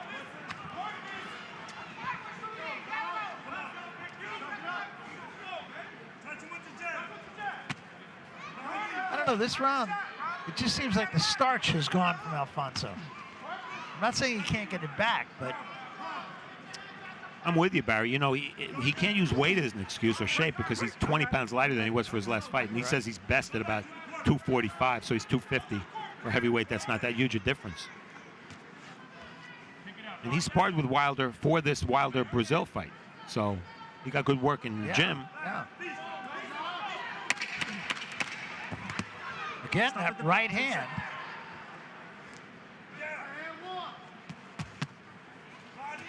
Alfonso really, in this round, I don't think Alfonso did very much of anything. I thought Claressa just dominated the round. Indeed so. That might have been the best round of the fight, the most convincing round for either fighter, but a very good fight for Claressa. And we talked about him fading sometimes in some of his fights. Started the second half, he's not fading in this fight. Yeah, and on the other side of that coin, Alfonso just doing nothing to help himself. I mean, it doesn't seem like those punches are that brutal, although, as I said, there was that one right hand early in that round, and Alfonso backed up against the ropes. It didn't seem like the kind of shot that would normally hurt anyone, but he just didn't seem the same after that. Yeah, I agree, and it's been I don't want to call it a flat performance because Alfonso is not that animated a fighter to begin with, but he's not doing what he needs to do against a fighter. Let's face it, Claressa's fought very good opposition, Barry, but he's been stopped 3 fights in a row by name heavyweights, and if Alfonso wants to be a name heavyweight, he needs to stop Claressa. No, that's right, and there's a real lethargy on the part of Alfonso, I believe. So let's see if he got some kind of pep talk in his corner or if things go on the way they have been. What Alfonso needs to do is summon his inner Deontay Wilder. That's right. See if he's learned anything from his boss. Well, you and I both thought he started to come on in the 3rd and 4th round, and then that last round he just didn't do anything and was out-quicked and simply beaten by Claressa. And the other thing the slow pace has done for Claressa, it's given him a lot of confidence. Look at his body language. He's moving. Yeah. He's just confident. You know, when you lose 3 fights in a row by stoppage to heavyweights, you can imagine what level your confidence is. Came into that fight with that hanging over his head. Well, what's happened in the last 5 rounds has increased his confidence probably 20-fold. Well, he's busier. He's dictating the fight. Scoring with a lot of punches. And with all that said, could very well be a very close fight on the cards. It could be, yeah. There was a good right hand from Alfonso. Maybe his best punch of the fight so far, Barry. I think so. I think he senses he's got his man hurt. I think he does. And Claressa backing up here.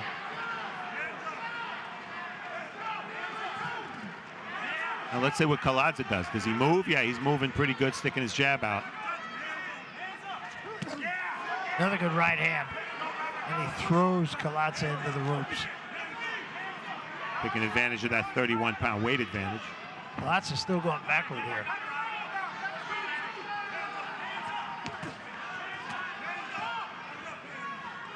Well, it was the right hand that got Claressa in trouble, and it's the right hand Alfonso's looking for right now.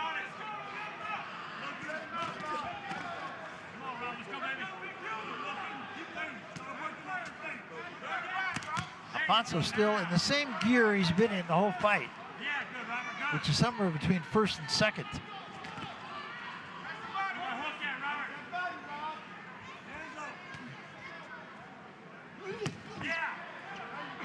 A little bit of a lead left hook from Alfonso. Alfonso lives in Dallas, travels to Tuscaloosa to spar with Wilder.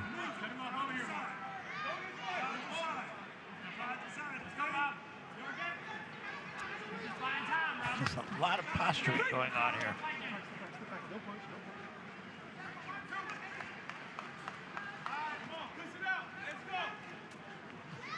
Final 13 seconds of this round, and 10 seconds, stop with the bell. you can take a picture here. In fact, you can make a painting. Still life. Yes.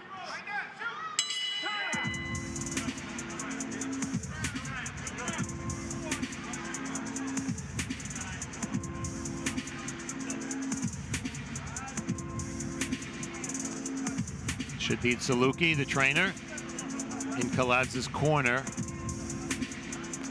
Sort of simultaneous jabs there, but Alfonso's landed cleaner. Well, right now I have this an even fight with 2 rounds to go. Yeah, I would agree with that. I'm not scoring it as closely as I normally would because I'm calling the fight, but yes, seems fair.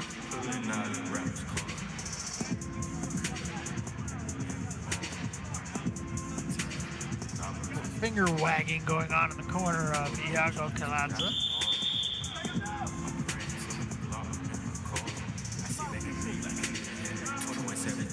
Well, I think the point for Kaladza is that he has a chance to win this fight. We don't know what the scores are, of course, but that's something that could not have been said about his previous 3 fights as a heavyweight. No, exactly.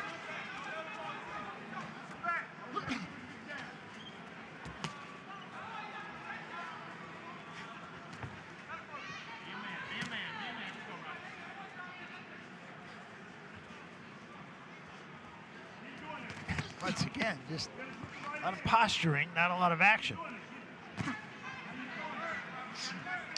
Well, Alfonso very well could be ahead on the cards. We don't know that. He could be. But he can't be assuming that. That's for sure. It's too close for that. So you'd like to see a little bit more animation out of him, a little bit more energy.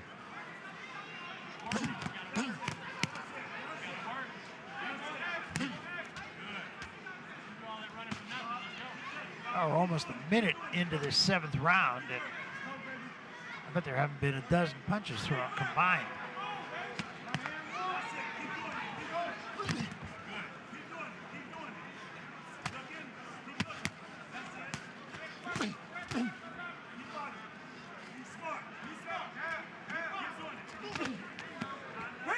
I don't want to belabor the point, Barry, but yeah, we have the big 3 in the heavyweight division. Obviously, Deontay fighting tonight, and Joshua and Fury. But there are a lot of good young heavyweights. You got Olympians like Joe Joyce and Tony Yoka. Several others. Dubois from England is a top prospect. And Alfonso wants to join that group. And he's had more fights than a lot of those guys. But this effort, win or lose, I don't think is going to elevate him that much, if at all. Right. And I think that's what this fight was all about. This was a fight where he might be able to shine a light on himself a little bit. And I don't know that it's been that kind of performance so far, win or lose. And it's not like he's fighting a runner. It's not like he's fighting a guy who's grabbing him all the time. No, he's there.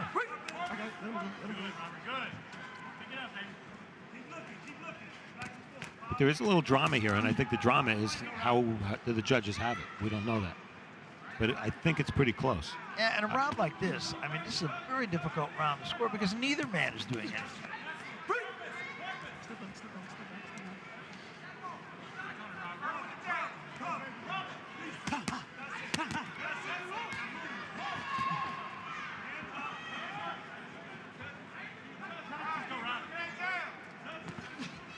In his own way, Kaladze has controlled the tempo of this fight.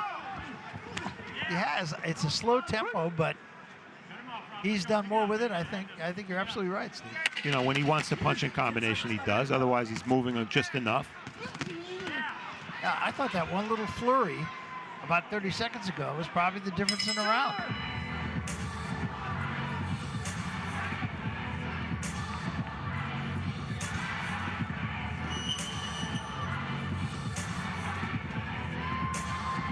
And here's a look at Deontay Wilder. his daughter. No kidding around in the Deontay Wilder camp this time around.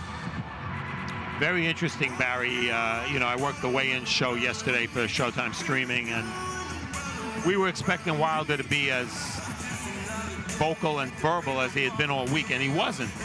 Matter of fact, when the two fighters stared out against each other after the weights were announced, there was no jabbering at all, no comments at all. And it's as if Wilder turned that faucet off, and now he's focused on the fight, not the pre-fight build-up. It's going to really be interesting, I think. This is the last round, and who knows but that the outcome may not hang in the balance. To get back to the Wilder thing, a lot's been made of the fact that they don't like each other. They have the incident in the hotel room, hotel lobby, etc. None of that is necessary because these are two action heavyweights. They're the second and third highest knockout percentages among notable heavyweights. And they've both been in some very, very exciting fights. So that alone sells the fight. No, that's absolutely right. It's going to be an action fight, no matter how it goes, no matter how long it goes. I really see it as being an action fight. And there's not a fan out there that wouldn't rather see a quick knockout than 10 reasonably entertaining rounds. Fans just love knockouts. Is there a reason why you say that over this fight?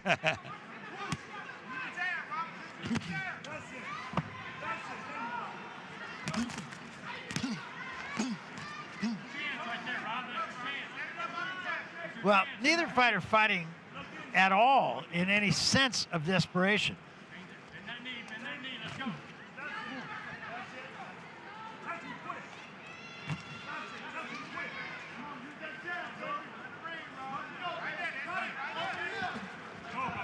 Still very little action. There's 1 minute and 45 seconds left to go in this fight. And we feel that it's a close fight. And neither man is fighting like it. You know, I would say that if you had to pick a fighter who has been the aggressor, you'd probably pick Alfonso. But it certainly has not been effective aggressiveness. Certainly not.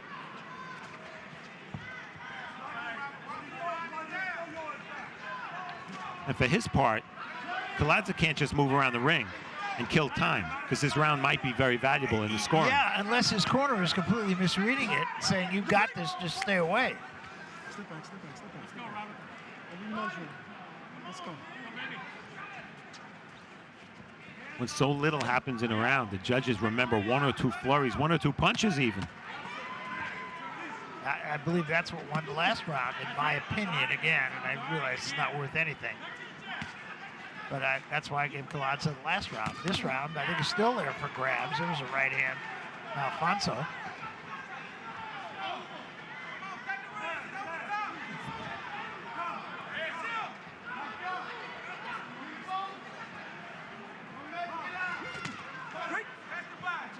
Well, if Claressa's goal was to just steal this round, then all the movement makes sense.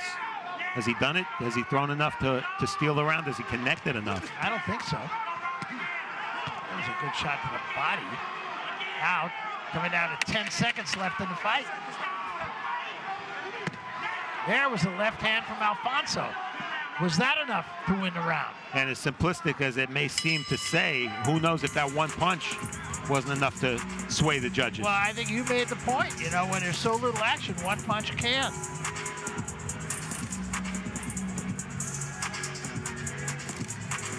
Well, we'll see what the judges say, but I'll tell you, if any of the judges give either fighter more than 5 rounds, I would be surprised. Yeah, I'm having a draw, you know, which means nothing, and I could be way wrong. It was a hard fight, actually, to score, if only for the reason that there just wasn't much action. Yeah, the 2 hardest fights to score are fights where a lot happened and there's 100 punches around for both guys, and when almost nothing happens, which is more like what we saw tonight in this fight. Yeah, and I think if Alfonso, in fact, was looking to take that big step forward, you might say this one was a lateral arabesque. And a very carefully chosen opponent in Claressa, who has been facing very good heavyweights but has not had very much success, getting stopped 3 times in a row. So what are you supposed to expect from Alfonso other than a stoppage win? We'll see if he even got the win. Yeah, and you made the point earlier. I mean, I think this was a fight where he was fighting an opponent that if he beat him soundly, he would get noticed. Yes. And at the very least, that didn't happen. And he would get another big fight. It doesn't take much at heavyweight. One fight, and you're there. And he is undefeated. He does have a track record as a very good amateur. Says his goal is to be the first ever Cuban heavyweight champion. And I just think he needed to do more. Well, among the Olympic super heavyweight champions have been fighters like Lennox Lewis and Joe Frazier and George Foreman and Vladimir Klitschko. I don't think we're looking at the next one. No, I don't think so either. Well, it's taken some time to tabulate these cards, which is sometimes an indication that it's a very close fight. We'll see. I mean, certainly the way we saw it, it's a close fight, for better or worse. Yeah, sometimes it's all about expectations, Barry. It and is, the expectations were high. Yeah, they were. And as you said, Claressa Shields lost his last 3 fights, has been stopped. Maybe a fight of redemption for him to a certain degree. For sure. I mean, he becomes at least a viable opponent now, even if he loses 4 in a row, because he went the distance against an undefeated fighter. The tabulation of the cards continues here, and taking almost an inordinately long time to figure out who won this fight. Both fighters probably feel confident, even though it may be a false confidence. I don't even see the ring announcer in the ring. No, he's not. So they are all right, here he continuing to comes. study this, and now he steps into the ring, and judges have taken out the old abacus, and now Miguel Flores has it, so let's go to him. We'll find out. Ladies and gentlemen, after 8 rounds of action, we go to the judges' scorecards. Judge Robert Perez scores the contest 77-75 for Alfonso. Judge John Stewart scores the contest 77-75 for Kiladze. And Judge Ron McNair scores the contest 76-76. This fight is a split decision draw. Well, the crowd boos, but I don't know, that's the way I had it. I really believe no matter how the judges saw it, nobody won this fight. I'm with you, Barry. I was right on it. And how ironic that Alfonso, the sparring partner of Deontay Wilder, gets a draw in his big fight here when Wilder fought to a draw with Tyson Fury his last fight. But I agree with you. I don't think either fighter deserved a decision. I think the judges had it right. A split draw seems fine by me. All right, let's take it back upstairs to Ray and Brian. Thank you very much, Barry. Greatly appreciated. So a split draw between Robert Alfonso and Iago Kiladze. Ray Flores alongside Brian Campbell here at Barclays Center. Brian, your thoughts on a close fight?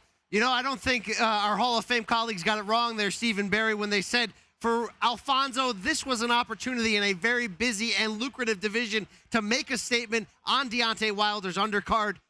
Spars with Deontay, promoted by Deontay, didn't necessarily fight with that urgency and aggressiveness of Deontay, and that ultimately was the problem. Look, Alfonso, when he's at his best, he's changing speeds. He can be plodding at times, and he can explode with that short, quick right hand. In this fight, there wasn't enough of him. He left that back door open, and you got to give credit to Kiladze here.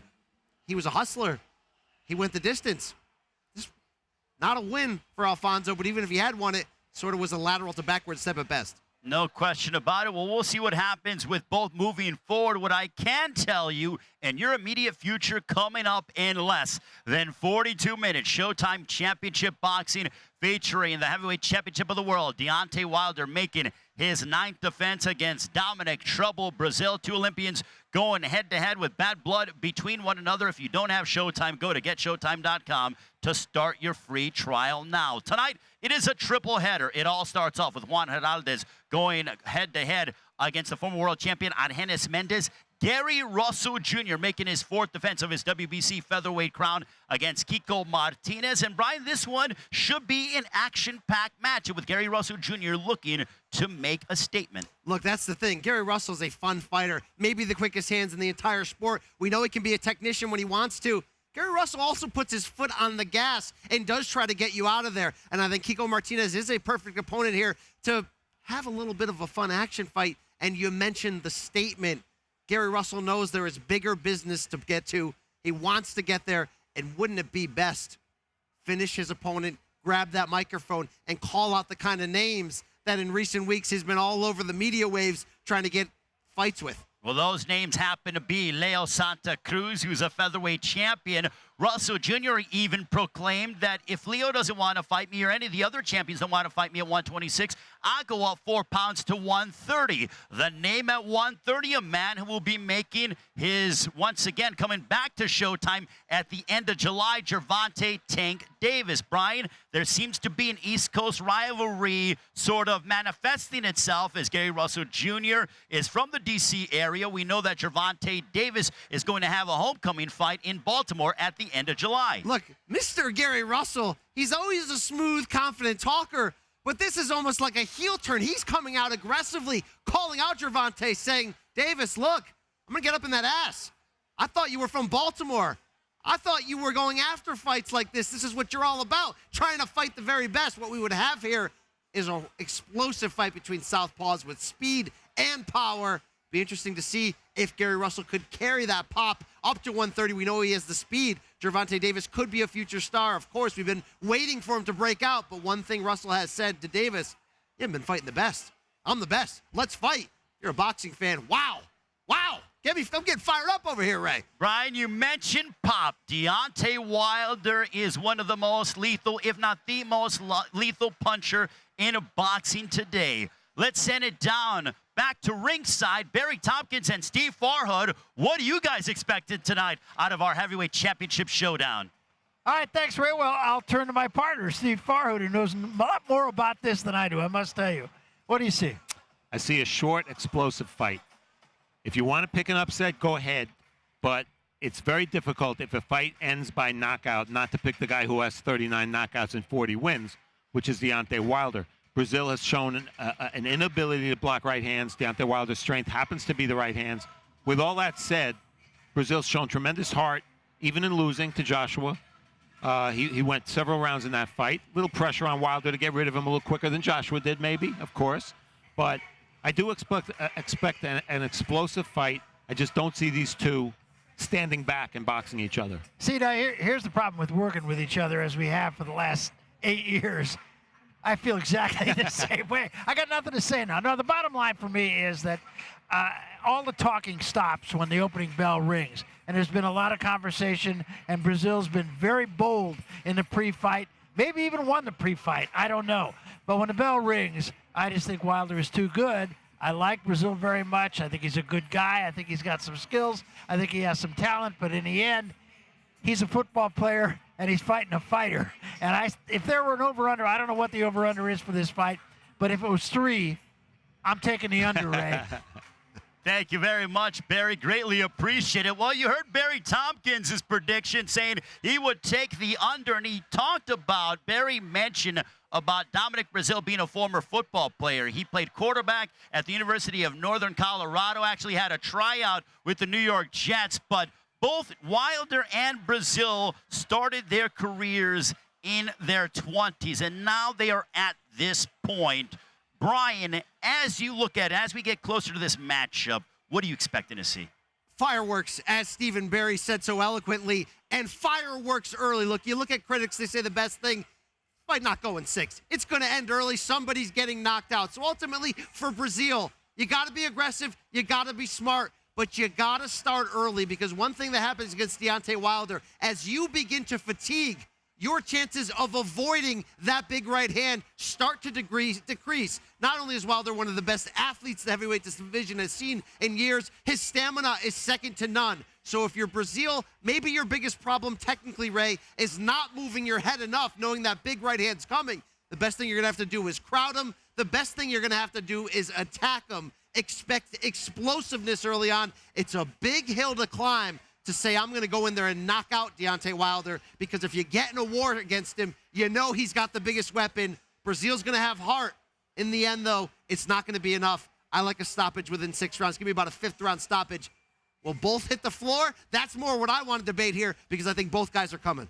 So following this, if your prediction reigns true for both, with Deontay Wilder getting that emphatic finish that has been his calling card since he turned professional, What could potentially be next for the Bronze Bomber? Oh, my God. The options at this point are certainly limitless when you consider this division. You consider the other big unbeaten names in Anthony Joshua and Tyson Fury and that deep pool of contenders that are building. Do we want the big super fights? Does Deontay want it? Yes, all of the above. We all do. Politics sometimes can get in the way. If it cannot be against those big names, we do know Luis Ortiz is lingering out there. He's rebuilt himself nicely coming off of that loss to Deontay Wilder in this building just a year ago. That thing was hot fire. Wilder on the ropes, almost down, almost out before Ortiz was ultimately stopped. You're looking at a potential late in the year showdown. That rematch could be special. Absolutely, could be very special. And you know what is going to be a special summer for Showtime? As we kick off, Memorial Day's next weekend, we kick off the summer early tonight with Deontay Wilder putting his championship of the world on the line against Dominic Breazeale. Also, coming up on May 31st, a documentary on Ron Artest entitled Quiet Storm, a wonderful look at the history and the career of Ron Artest. At the end of June, 160-pound champion Jermall Charlo is in action down in his native Houston as he takes on Brandon Adams. At the end of July, another homecoming. This one, though, for Gervonta Tank Davis. It is going to be a loaded summer, but it all starts tonight with Deontay Wilder putting his WBC Heavyweight Championship of the World on the line against Dominic Breazeale. A ton of bad blood, and it boils over in less than 35 minutes. On behalf of Brian Campbell, the Hall of Famers, Barry Tompkins, and Steve Farr and Omri Flores saying we will see you in less than 35 minutes. If you don't have Showtime, go to getshowtime.com to start your free trial now. My prediction, entertainment and fireworks between Wilder and Breazeale. We'll see you in less than 35 minutes. Deontay Wilder, Dominic Breazeale, live on Showtime Championship Boxing tonight from Barclays Center.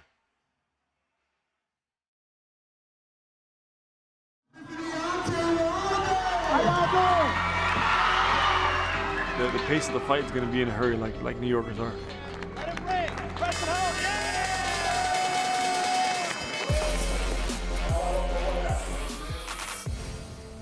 I don't like Wilder at all. I can't wait. I'm going to get him out of there, and it's going to be in a dramatic fashion. He's been the champ for, the WBC champ for, 4 years now? That's a disgrace to heavyweight division. Trust me, I am the king. 40 victims. 39 got knocked out. The money that you're going to earn going to go to your hospital bills. Trust me, I am the king.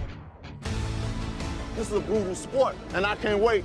Whoever lands first, whoever lands a big shot first. I ain't got nothing to lose because ain't nothing going to be lost. It's fight time. Ain't nothing else can be said. It's time to fight. Listen, there's been some bad blood between you two guys.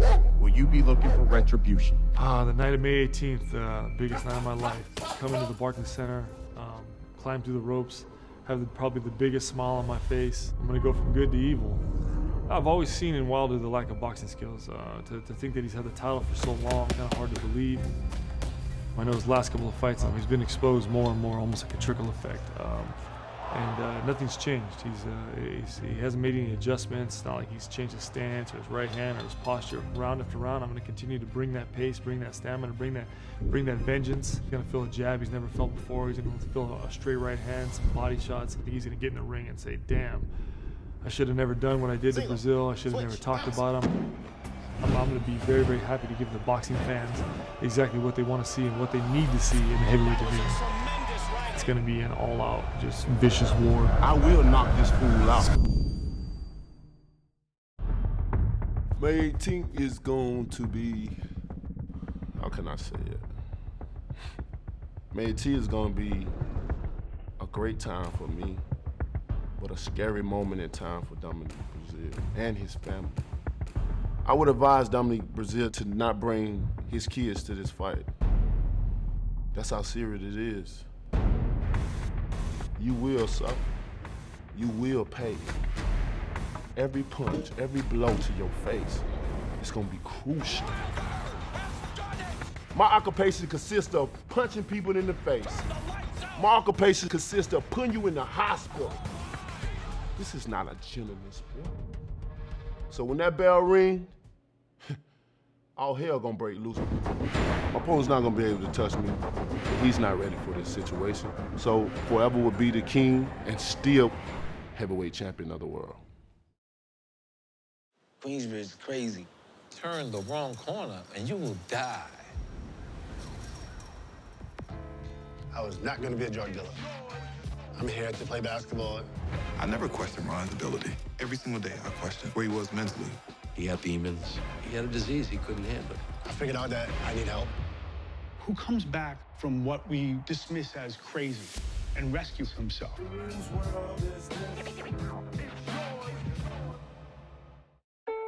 It's a big week for me, man. This has been my dream since I was a child. This is the exact moment. Growing up, my heroes were not wrestlers. They're not fighters. They're not football players. My heroes were stand-up comedians. Closer, closer, closer than I ever. Then when I was 7, my dad walked up to me. He's all, quit acting like a jackass in school, making everybody laugh. He was the biggest 7-year-old we've ever seen. Right before I go on stage, I look at my brother, I go, how do I look? He goes, you look like a fuckboy. I'm all, I think that's good. I'll see you out there. Okay, here we go. You gotta realize, man, where I live, this shit's cool.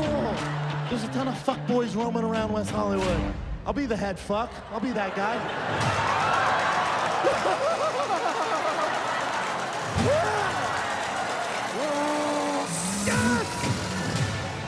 No, come on. Get ready to enter the ring. DraftKings and Showtime Boxing have partnered to bring you closer to the action than ever before. Introducing the Showtime Boxing Pick'em game. For every 2019 Showtime Boxing event, you can come out swinging. Each fight card is the opportunity to duke it out for your share of $5,000 and a Showtime Boxing swag bag. Plus, compete season long for a shot at winning a trip to every 2020 Showtime Championship Boxing event. Here's how to play. First, pick your fighters. Select who you think has the best shot to win in each match. Then decide on the outcome. Will it be a knockout or will the decision be left up to the judges? If you select KO, then you must identify which round the fight will end. All selections must be made before you can advance to the main event, which is worth double the points. Do this for each of the Showtime Boxing fight cards and get ready to rack up the points. They are awarded based on how many selections you got right. So join Showtime Boxing and take down the competition to win your share of $5,000 and play all season for a shot at tickets to every 2020 Showtime Championship Boxing event.